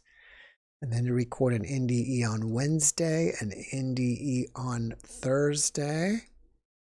And I think it's after death communication on Friday. And then I have a woman on Saturday that she created her own spirituality called meta spirituality. And I think she's somewhat famous because she's been on the cover of Yoga magazine, I think twice. So that should be interesting. And then the next week. So what's really cool is I'm getting publishers reaching out to me. I'm getting publicists that represent people reaching out to me. And my workload is getting a little less because instead of me having to find guests, they're all reaching out to me now, which is amazing because that, helps me on my workload. And here's Adam Scott. I think this is who was here earlier that we lost. And what is it? It's 8:35. You don't have a lot of time left. So if you're sitting in the chat room thinking about coming on and sharing, go ahead and get in line before it's too late. Adam, are you there? Yo, what's going on, brother? How you doing? Great. I'm trying to see you. You have a camera? I was just yeah, I can show it. I just I was laying in bed. Well, if you are, you tell me. I mean, if you don't feel like you would look suitable, then we'll just talk. No, I was like I had the light off, so I didn't have any light. I'd have to turn the light on. All right. Yeah, give me 1 second, all right, man. We'll wait for you. All right, hold on. I'll turn my music back on while we're waiting.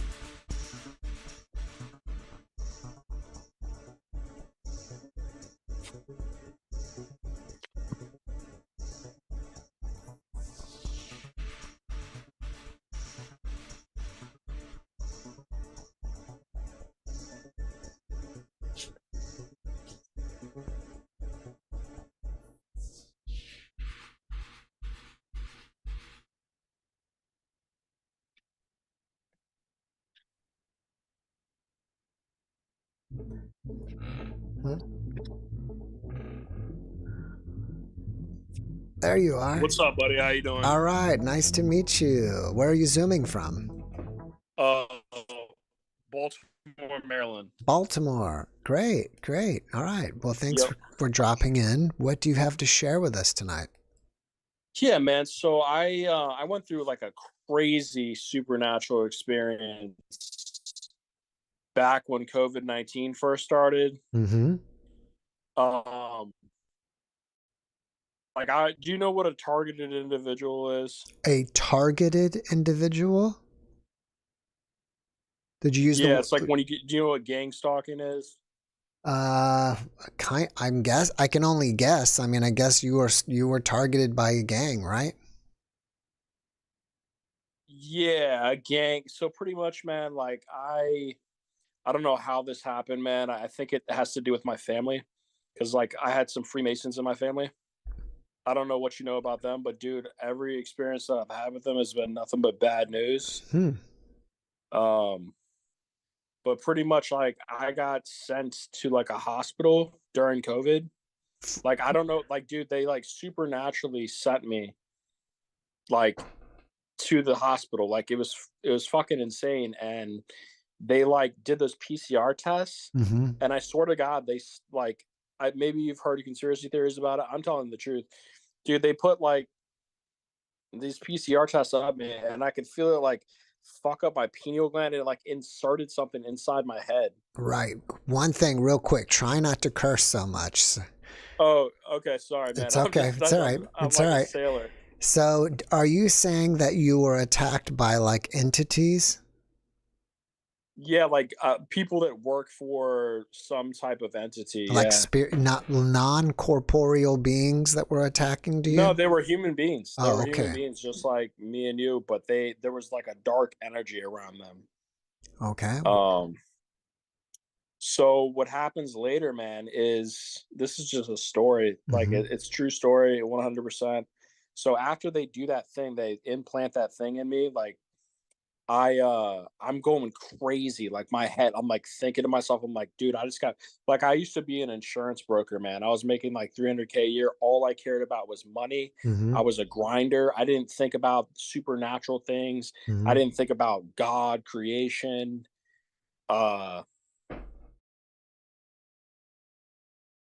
He's gone. I don't know. All of a sudden he's gone. Maybe somehow he crashed. I don't know. I'm going to bring in Jackie, and then if you come back, Adam, we'll pick up where we left off.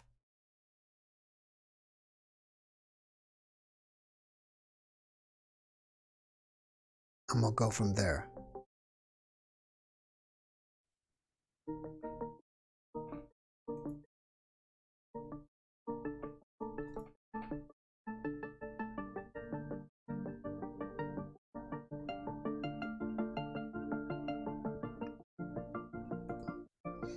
Jackie, are you there? Oh, nope, I gotta ask to unmute.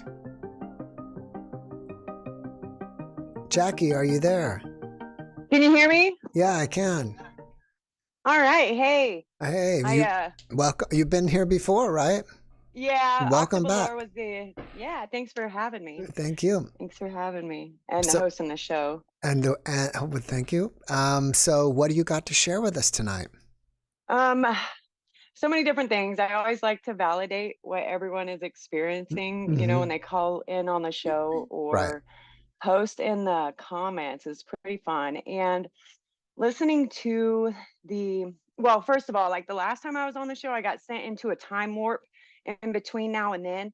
So that's always hard to explain. But if anyone's experiencing weird stuff, which they should be, since we're in the ascension process right now, with the different elements of the projections they're experiencing.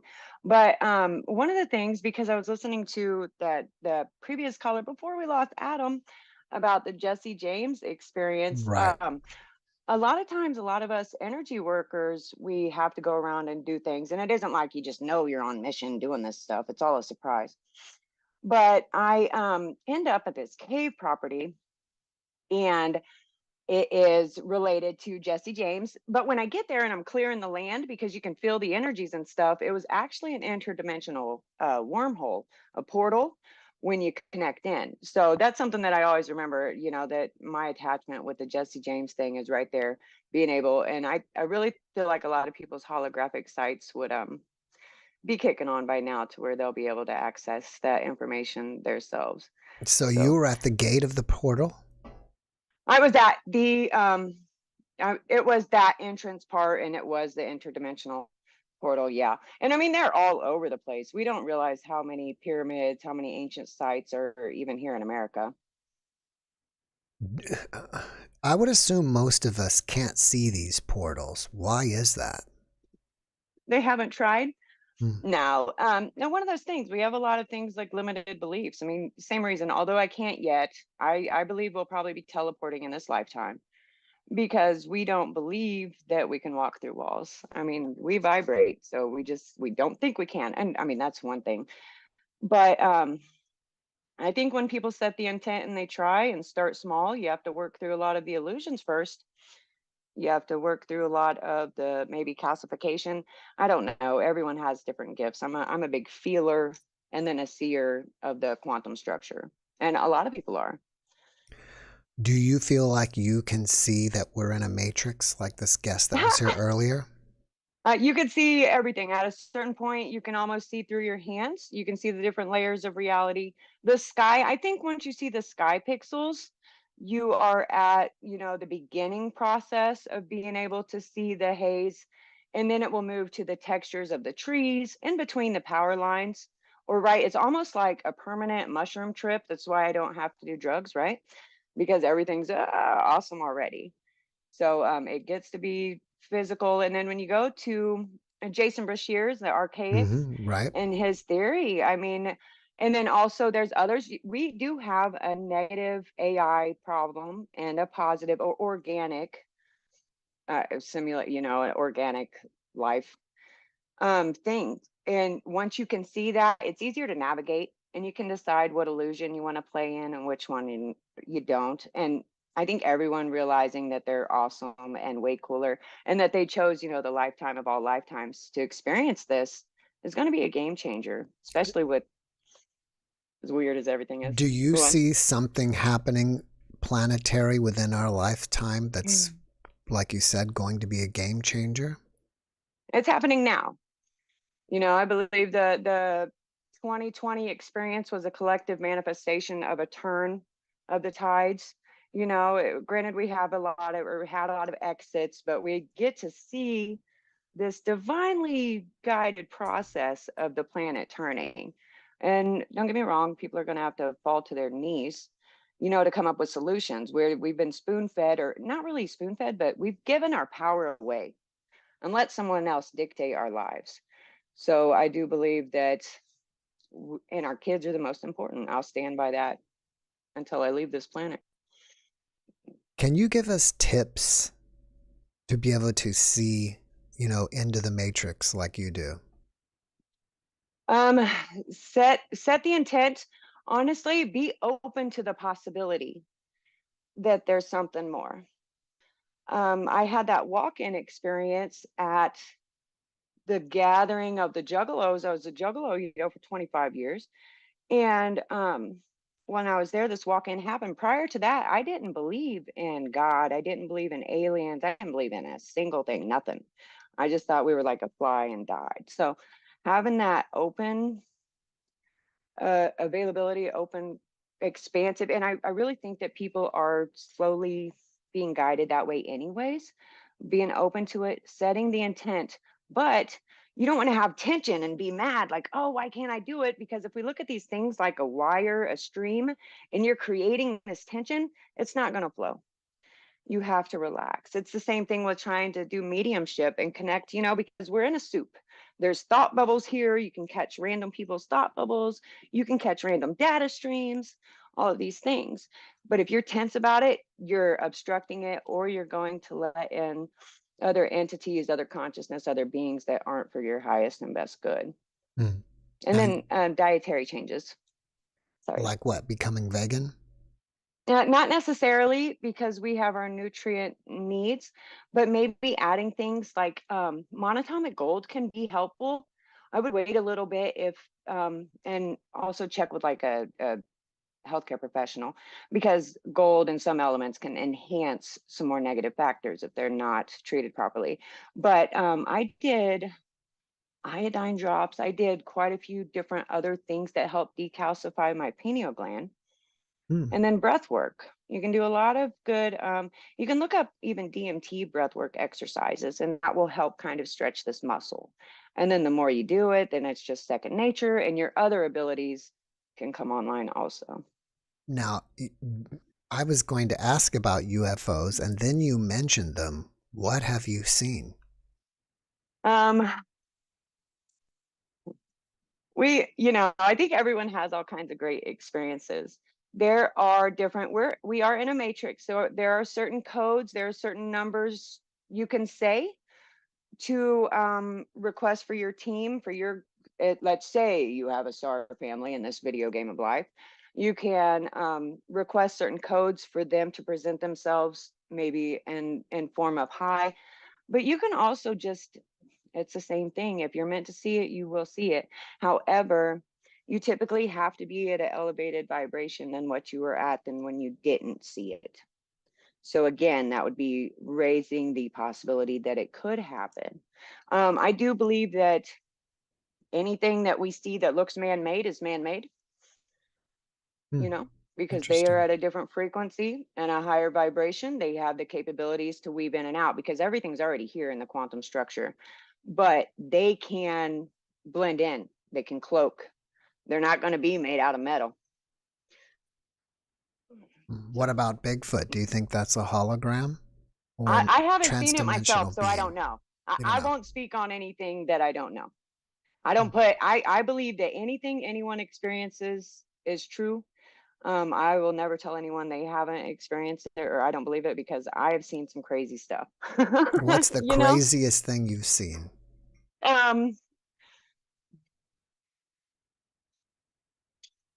I don't know. I don't want to say too much. I mean, we talk about all kinds of stuff here, so I don't think anything will be shocking for us. I know you do. So we have the different grid systems that have powered the planet and the energy current.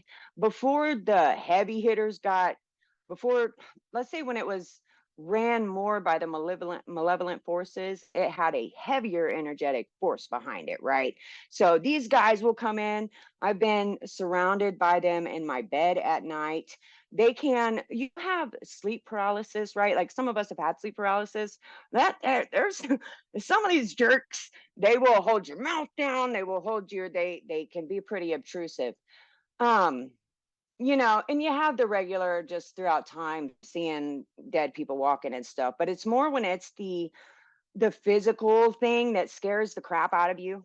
If you don't know anything about energetic hygiene, and I'll tell you right now, the AI and the extrasensory experience, they're hungry. So it's not a bad time for people to look up energetic hygiene and learn how to take care of their own energy. It's very serious and it's very real because we're making it uncomfortable for them, and they need people that don't believe this stuff is happening. Right? I'm surprised I haven't heard those two words together yet. Energetic hygiene. I'm dead serious about it. I teach children, my children especially, but it is the number one thing we can do to kind of override. They cannot mess with our frequency if it's high enough. And honestly, the only way, because they'll be here until someone stops feeding them.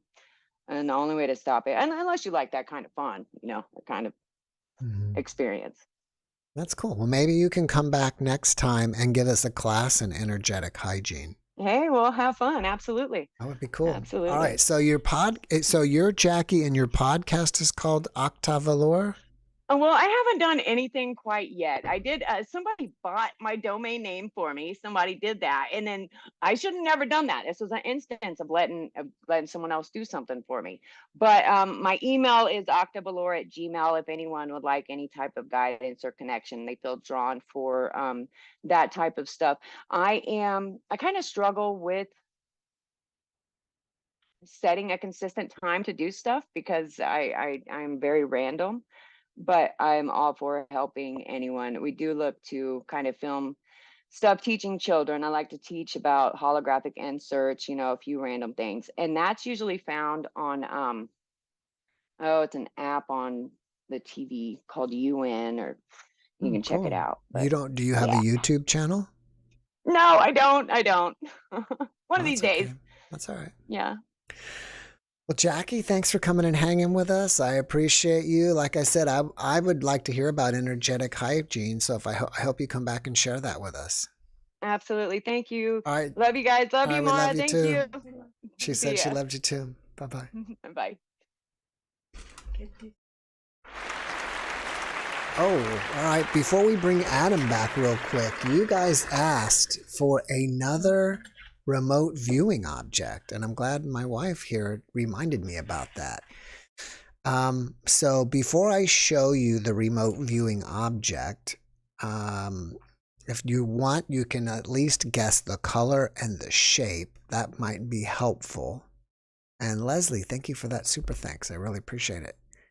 If you want to guess the color and the shape and maybe put it down in the chat, we can do that before I show you guys what it is, if you want to do that. But we were asked last week to do this another remote viewing, and we have it here for you. So are you guys ready?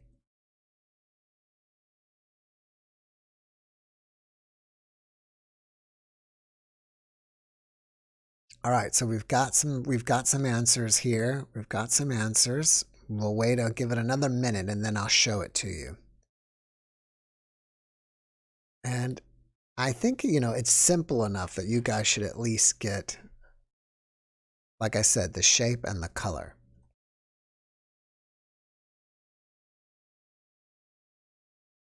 And it's interesting seeing this. All right, we're almost there. We'll give it a little bit more time. And then Adam, I'm going to bring you back so we can continue. I just wanted to finish this out before we forgot about it. All right. Some of you guys may still be contacting, but this is what it is. This was like a 3-dimensional Valentine card I gave my wife, but at least you should be able to get this, which was a red heart. But someone I saw there said, oh, okay, Julia Lazaro. I can't see that name, but she said red heart, and someone else said copper, which is the happy Valentine's Day is copper. So for those that got that, I see Marine Mama said red, and thank you, Martin, and a star shape. Nope. Leathery yellow, I guess you could say yellow. So if you guessed red, yellow, or red and yellow, oh yeah, there's Julia Lazaroff, a red heart. All right, you got it. So congratulations to you. And if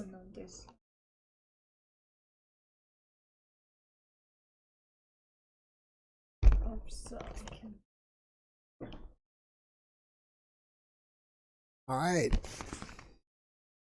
So congratulations to you guys who got it close. And we give you a big applause.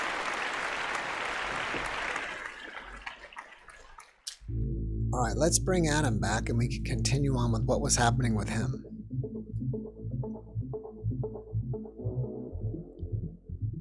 And we'll see. I thought at first he was being energetically attacked by entities, and now, then I could have said, looks like the entities attacked him again. Nah, man, I actually, my bad, dude. I actually got another call and I accidentally hit join. Oh, that's okay. That's all right. Yeah, you know what? Let's leave your camera off, because I noticed that when your camera was on, you started, it started, I think it couldn't handle it. It was like starting to glitch a little bit. Oh, okay. But if you want, turn it on. Go ahead. I mean, probably actually be really, honestly, turn it on, because it's more fun, right? Where people can see you, then it makes it a little bit more interesting. Sure. And it is YouTube, so we might as well, it's not the radio, so we might as well see you. There you are. All right, so where were we? Yeah. Yeah, man. So I was talking about the PCR test for COVID. Right, and you felt like they may have implanted something in you? 100%, dude. 100%. Like, I'm not making this up. I'm not crazy. Like, this all happened. So like I got the test, and then I started going crazy, man. Like after I got this like implant or whatever, and I was like, dude, I'm gonna kill myself because like I lost, like, reality was gone. Like I didn't care about anything anymore. Like I used to follow the NFL, the NBA, like very plugged into the matrix, like Wow. everything of this world. Used to like run my business, do everything, like maintain my credit score, like everything that they talk about in the matrix, like I did, pay my taxes, stuff like that. Yeah. And I was just going crazy because I got like disconnected from it. So I decided to kill myself, dude. I drove 100 miles an hour in my car, and I crashed into a brick wall with no seatbelt, and I survived. Like I woke up and I was like, dude, my car should be like in another place. It was somewhere else. And when the ambulance came to me to send me to the hospital, I went back there, and these same people did another PCR test, put it in my nose, and then I got placed in a room, right? I got placed in this cell. It was like a cell, best way I can describe it, like a all glass cell. Right. And there was this camera, and there was a lady yelling at me through the camera. And it was like, dude, it's like we're AI, like, or something like that. And I could just feel this like energy, like pulsating from this camera. And it was like scanning my head to like, I guess, bring me back into reality or something. Cause I was like in a different plane. Can't really explain it. It sounds like something from the Matrix, how they made his 100%, face melt and stuff. Yes, that's exactly what happened. And then I met a Freemason. He had his tie on, and it had the little G and the star and the moon. And he was like, "What's up, dude?" Like he knew everything about me. I was like, "How does this guy know everything about me?" And he was like, "Yeah, man, you ever see a movie called The Matrix? Like we live in it." I was like, "What?" I was so blown. I never even thought of this stuff before. I was never into like conspiracy stuff like that or anything. And he said that COVID-19 was a reset of the Matrix. That's what he told me.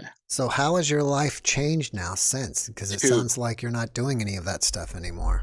No, so like I'm definitely like more humble. Before I was like a workaholic. Like all I did was work, grind, make money, buy stuff, be a consumer. And now I'm just like more spiritual. And all of this like led me to like, this has something to do with the planet Saturn.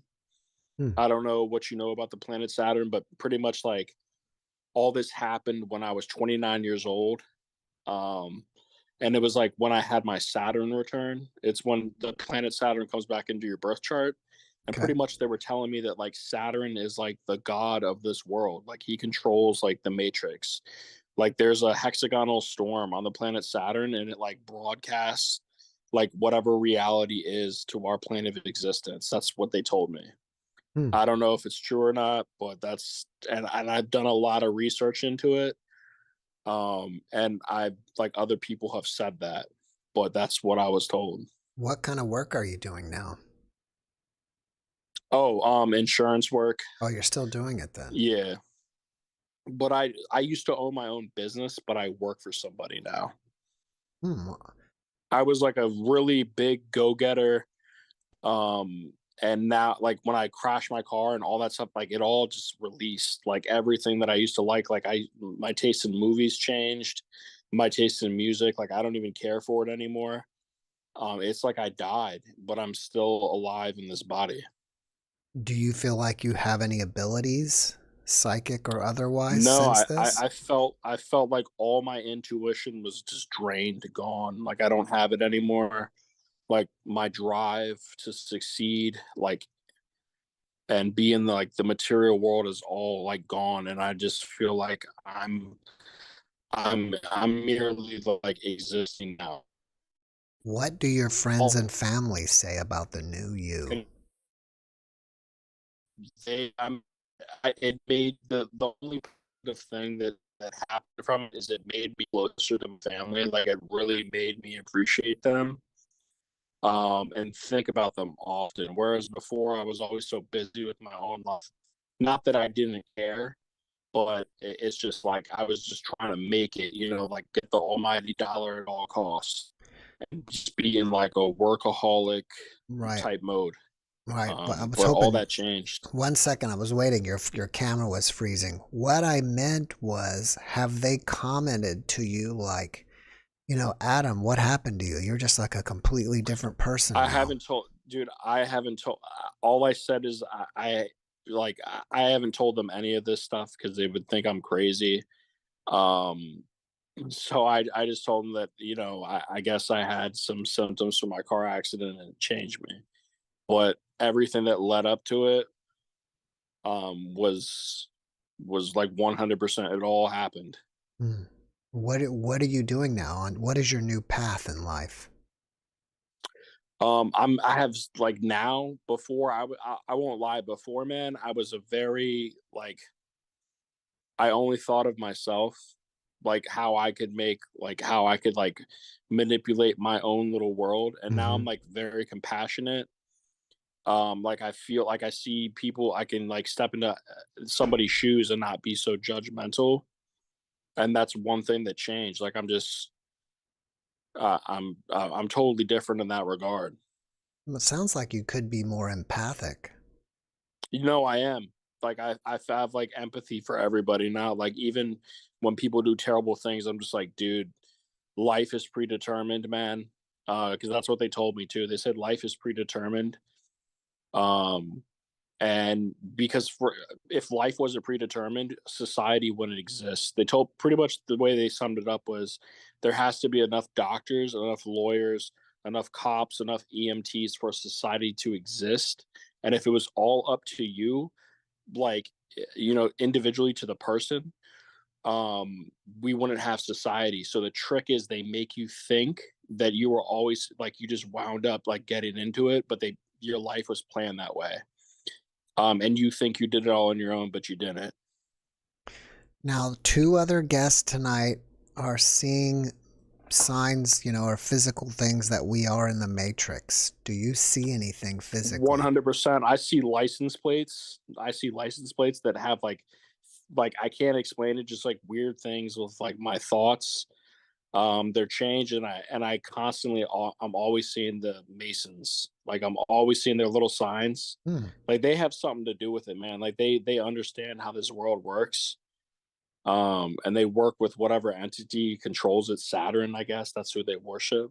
I'm not sure. Interesting. I had another guest, and we talked about, and I didn't even know this, but it's true that Jupiter is considered a failed star. It's a giant planet, and it just never went from, it's a gaseous planet, and it just never, I guess it didn't have enough power. I'm not really sure the correct scientific way to explain it, but it just never converted from what it is into a star. But another guest of mine was telling me that there is like a wormhole near Jupiter, but you're talking Saturn, so I'm not sure what. I wish he was here. Yeah, they say it's all Saturn. Saturn runs this entire world. That's what they told me. Like who is they? They were Freemason, like high-ranking Freemason that like were in charge of these facilities, like within the world. That's interesting. Yeah. Oh, and what do you think about, since some people probably would say that, the United States is kind of created by Freemasons. George Washington was one, Benjamin Franklin was one. They confirmed that they run the whole show. I had no idea, but they literally they run everything. And like the government that we have is that's a sugar-coated topping. Like they're the real government. Like they run the world. Like 100%. And stuff you see in the news, it's all just because we live in a dualistic world, like left versus right. And those opinions, politics, that's all BS. And they do that to give people, that's the Matrix, right? Like, so you have some sense of like, you can have a conversation about somebody or with somebody about and agree to disagree with certain people. But the real people that run the show are Freemasons, 100%.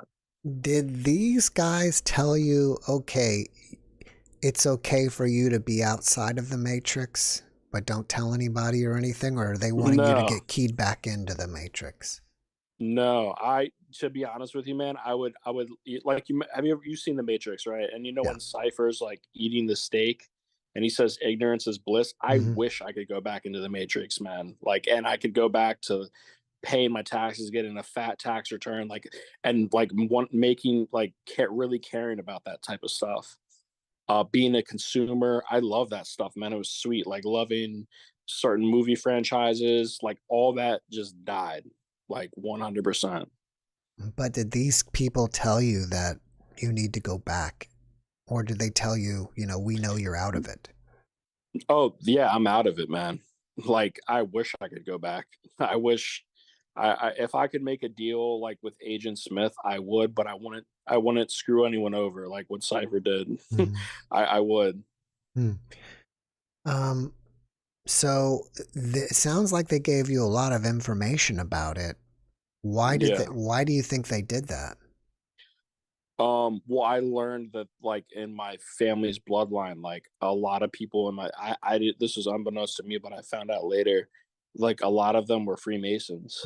And I've always been like, I've always had like intuition. I always thought something was off about the world. And yeah, just all just accumulated when COVID-19 hit. That's what they told me. Did they offer you to become a Mason? No. If they I got did, put through hell by these people. Like I would never do that, man. Like they did some wicked stuff to me, man. Like I would never. Wow. Interesting. Well, I appreciate you coming on and sharing. You've had an amazing life, and I don't know. Do you feel like you're free now? No, I feel like I'm free, but like the part of me wants to get when Morpheus is explaining to Neo that people would fight to protect the system. Mm-hmm. Like I want to go back because life made sense then, and now it doesn't. That's what I mean. Like I'm alive, but I feel like dead to the world. That's like ignorance really is bliss. Like I never ever thought this would happen to me. Like in my life, I didn't even question reality. I just believed the whole system that they made up, where they said evolution, blah blah blah. That's all BS. Like we're created, and these people serve that god, Saturn. That's who they. That's what I was told. Like it has everything to do with that. Did they talk to you about UFOs and what they are? No. No. I don't know anything about that. These people looked human. They were human beings, but they had like certain people working for them in these like hospital environments that seemed like very like robotic. I can't really explain it. Do you know they were like soulless? Do you know about background people? Background? No, I have no idea. I think Dolores Cannon came up with the term, and we talk about that from time to time, but she says, and other people will say, that there are people on this planet that are like as you just described, soulless people, like non-player characters in a video game. Yeah, that's what they were like, and they were there just to do the job for them. Like to do like the task, like because it was like a hospital environment, and it seemed all very like fake and weird. And they were like, it seemed like they were designed just to do those specific tasks, like monotonous, like because like this world is like very based in legalism. And they have to like do those because that's how like the Matrix is designed. Wow. Yeah. Well, Adam, thanks for coming and sharing with us, bud. I hope you come back and share again. I've got to run. I've got someone waiting on me, but I appreciate you, brother. For sure, man. I enjoy the podcast. All right. Thank you so much. You take care. All right. Take care. Cheers. And a big round of applause for Adam. And let's bring in Sam.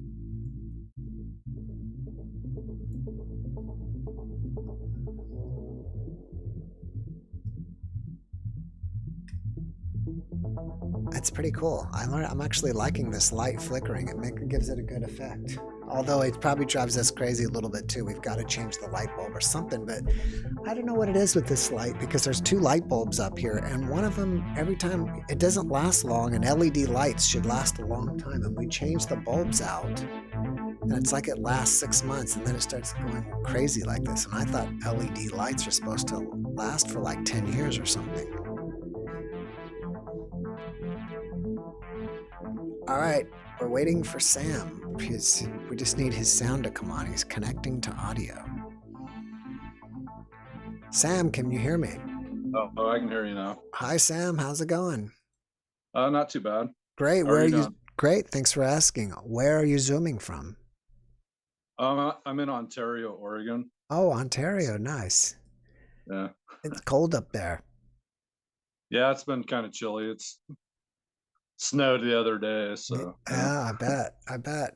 Well, I'm down in Texas, and the other day it was like, I thought it was in the 90s. I couldn't believe it. My car thermometer said it was 93 outside for February. Wow. That's insane.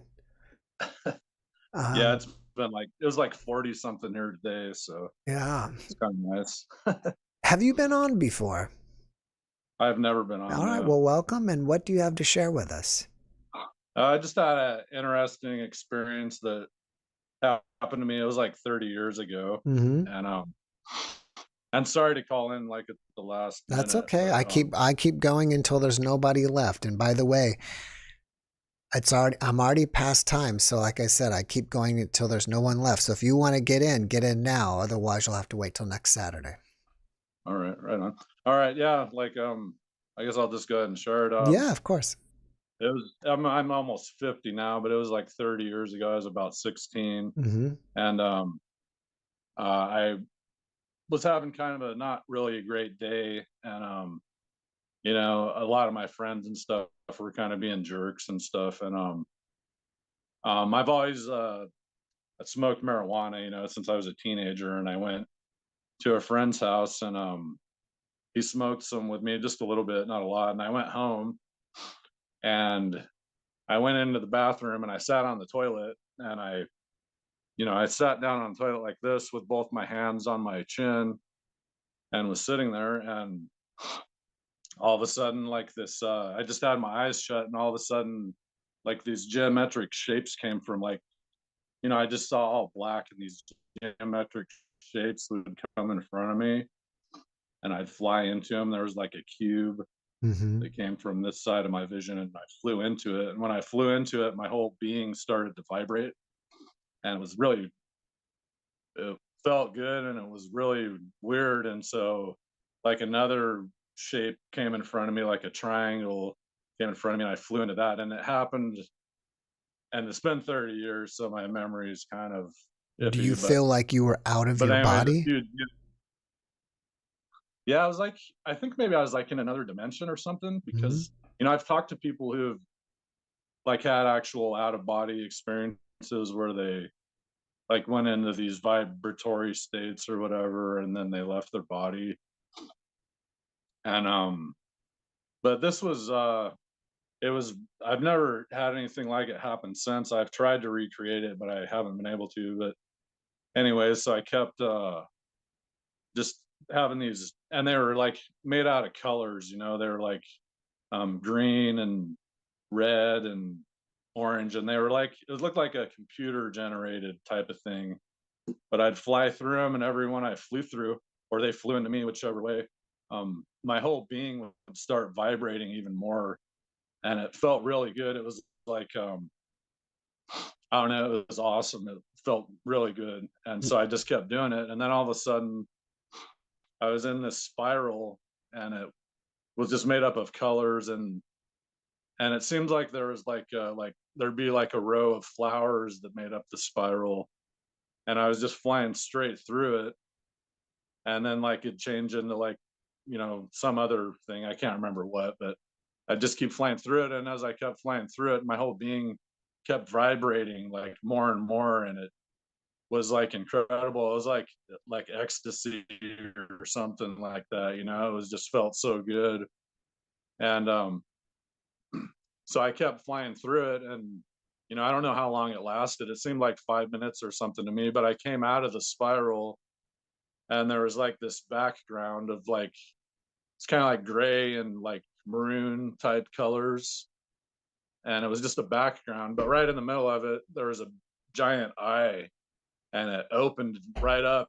You know, I just noticed it all of a sudden and it was right in front of me and I could just feel the power when it opened up. It was just like when it opened up and it looked right into me. And when it did that, I just went, whoa, and got shocked back into my reality or whatever. And it was really intense. It was crazy. I forgot about it for like 30 years or whatever. And I have to ask this like question. some kind of meditative. I want to address the elephant in the room, and that is it possible that your experience had anything to do with the marijuana? I mean, or is that, I wouldn't think so, because I don't think people would experience something like that. No, yeah, I've never had. No, I mean, it might have helped like me get into like a meditative state or something. Maybe it relaxed because when I sat on the toilet, I just sat there. Yeah, it just relaxed me, and I was just, you know, I was stoned, so I had my eyes shut, and I was just sitting there on the toilet, and then that shape, it's hard to remember. I can't remember if the vibrations came first or one of those geometric shapes came in front of me first, but yeah, it was like the most intense thing, you know, I've experienced. It was really crazy. I think about it all the time now, and I just wonder what it was. Do you feel like you are spiritually transformed by the experience? I would say, yeah. No. Maybe it like maybe it put your body in almost like a sleep paralysis state. You know what I mean? It relaxed you so much that then you could leave. Yeah, and you know, and during that same age, when I was 16, I also saw UFOs like twice during that year, and I kind of got into magic, like, you know, doing magic spells and stuff like that around that same time. Right. So it's kind of, you know. Wow, that's cool. That's cool. Yeah, I just thought it was something, maybe you had heard something like that from one of your interviews. I've had some people have NDEs or NDE-like experiences after consuming things like you did. So obviously not the same exact experience. And I don't know if I've ever had anybody, you know, fly into shapes and stuff. But for the reasoning you've had it, I've had people have similar, you know, have had things happen. So I don't know if that means anything to you, but that's, you know, that I can tell you that it's kind of similar in a way.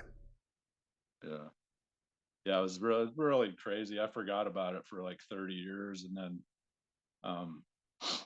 you know, and I've done like numerous drugs and stuff like that. This was before the only thing I had ever done was marijuana back then. And I've done a lot of drugs, and even like LSD, there was nothing.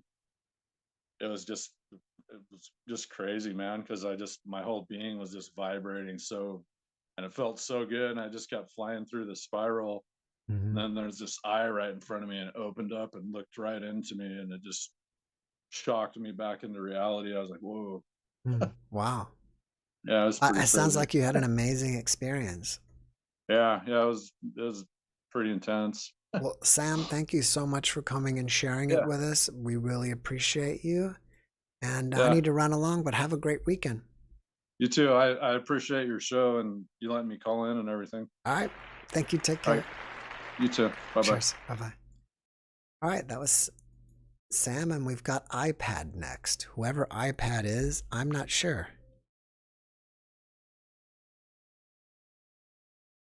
But we're about to find out.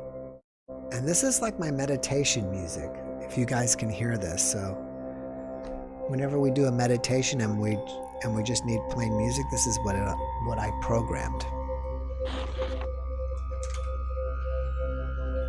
I think it's pretty cool. It kind of sounds like a didgeridoo a little bit in the background.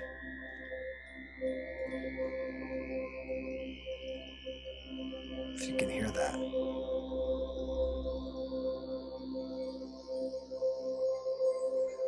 All right, we're almost there.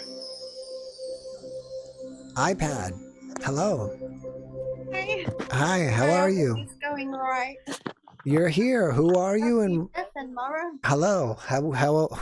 Who are you and where are you zooming from? Lisa from Australia. Oh, wow. All the way from Australia. That's awesome. Yeah. Do you Hi, have everybody. 1 second? Do you have the YouTube video muted? Yeah, I think you do. Yep. I think you do. Yeah. For some reason, I thought I heard it in the background, but I don't. All right. Cool. All right. So in Australia, what city are you in? In Sydney. In Sydney. All right. I've had so many guests from Sydney. I don't know what's in the water down there, but a lot of people in Sydney's have NDEs. Yeah, I've realized that. Hey, it's just I've heard so many and was really surprised how many from Australia. It's amazing. Alone, yeah. So what do you have to share with us? I guess mine's pretty basic and innocent and simple. Mum almost lost me when I was in the womb, was told to bed rest, and she bled, and I sort of came into the world and I remember going through primary school and things and just looking at the world different. And every time I'd hear fighting and people going just not getting along, it would break my heart as a child. And years later, there's so many things. Years later, when I was about 9 years old, there was a cyclone storm in Australia. And my brothers and I were sitting in my bedroom. My brothers were on the bed near the window. I was in a brown swivel chair under the window. And we were playing Game and Watch games. Have you heard of them? Game and Watch? No, I haven't. Turtle Bridge, Parachute, and Donkey Kong. I know Donkey Kong. I was playing the Donkey Kong. It was like the orange flip one. So I was sitting in the corner in the brown swivel chair, and I just had this weird feeling. Looked up at the light. It started flashing, and I've gone, oh, okay, let's go into the lounge room. So they listened to me. That my brothers hardly ever listened to me, but they listened to me. Went into the lounge room. We sat down, and just after we sat down, we hear this bang crash coming from my bedroom. My father comes storming through the lounge room. We go towards my bedroom. Our next door's gutter from their roofing come off and smashed through our window, the glass all over the bed, and the gutter landed in the chair that I was sitting in. We just looked at each other going, okay, how do you explain that? And then I kind of I kept it to myself for a little while. Then I shared it with them, what happened, what I saw in the light and why. And they said, yeah, I know, you told us to come into the lounge room and it happened. So I had witnesses, it's no. Another experience when I was in my 20s, I was knocked onto floorboards and just went into a void.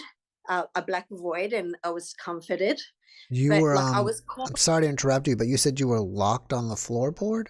Knocked out. I was knocked out, pushed back or either knocked out. I'm not sure. Okay. Onto floorboards, and I've got a bump on my head from it. I went into a void straight away. I did not feel the impact. And I was calling out to the person, then I came to on the bed, and he'd said that I was knocked out for 5 minutes. He thought he'd killed me, so I won't go into details. He thought he'd killed me, and I just I went to a doctor and had the scan done, and just moved forward from that. And I've forgiven the person for what they've done, of course. One more experience, I was I was helping people in the family, and I had to be out of my room And so I gave them my bedroom, and I was on a mattress and kind of feeling a bit low. And I went to bed, and all of a sudden I had this white, bright light around me, surrounding me. And I was floating forward, and I've just called out, "Mum, God, I need my mum." And then I started floating back again. And then just as if it was kind of a dream. It kind of felt, no, it didn't feel like a dream, but that's like, I just went to bed, but I wasn't feeling like happy. Like I wasn't, things weren't going so great. But yeah, I just felt like I had a hug from the white light. That's what it felt like. Yeah, and I was tearing like a baby. And yeah, well, that's pretty much some of the experiences that I've had. Do you feel like in your first experience it was your guide telling you to get out of the chair and go to the next room? Yes, yeah. I've never heard any voices. I've never, yeah, definitely had to have been a guide. Yes, yeah, for sure. Oh, my close loved ones hadn't passed around that time. So, I mean, if it was someone that I, like great grandparents or anything, I wouldn't know, but I didn't see anything or didn't hear anything either, nothing coming through audibly. Yeah, it was just like some people, I guess, they sort of warn, so it's not so fearful to them, so it gets their attention. And I think that's kind of me, because I've kind of got this innocent like spirit within me always, ever since I was little. So definitely like feel out of place here sometimes, but it's really good to be a part of this little podcast. It's been awesome. Well, we're happy to have you. Thank you so much for coming and sharing with us. We appreciate you so much. And don't be a stranger. And have a great have a great rest of your day down there. Okay, thank you. Bye. All right, bye-bye. And a round of applause for her. All right, guys, it's been a busy night tonight. I was wondering if I needed some background music. I mean, not background music, but I mean some news in case it got slow, but it really didn't get slow. I didn't need it, and that's great. And actually, for the last, month, it's been busier, and I feel like the podcast is getting busier and busier. For those of you who weren't here earlier, tomorrow night's going to be a really good NDE that I think you're going to like. It's a woman that she was shot and had an NDE at school. So I hope you guys listen to that. And before I go here, if you guys want to all go hang out with Leslie Kings, he'll be on his YouTube channel playing his channeled music. So I wish I could kind of link you right over there, but I can't. But maybe Leslie will want to put his, a link to his channel in the chat, and then you guys can go over there, you can continue hanging out, and you can listen to Leslie, and maybe, if you want to meditate or whatever. Other than that, thank you guys so much for coming and hanging out with us tonight. We really appreciate you. We love you. We want you to have a great rest of your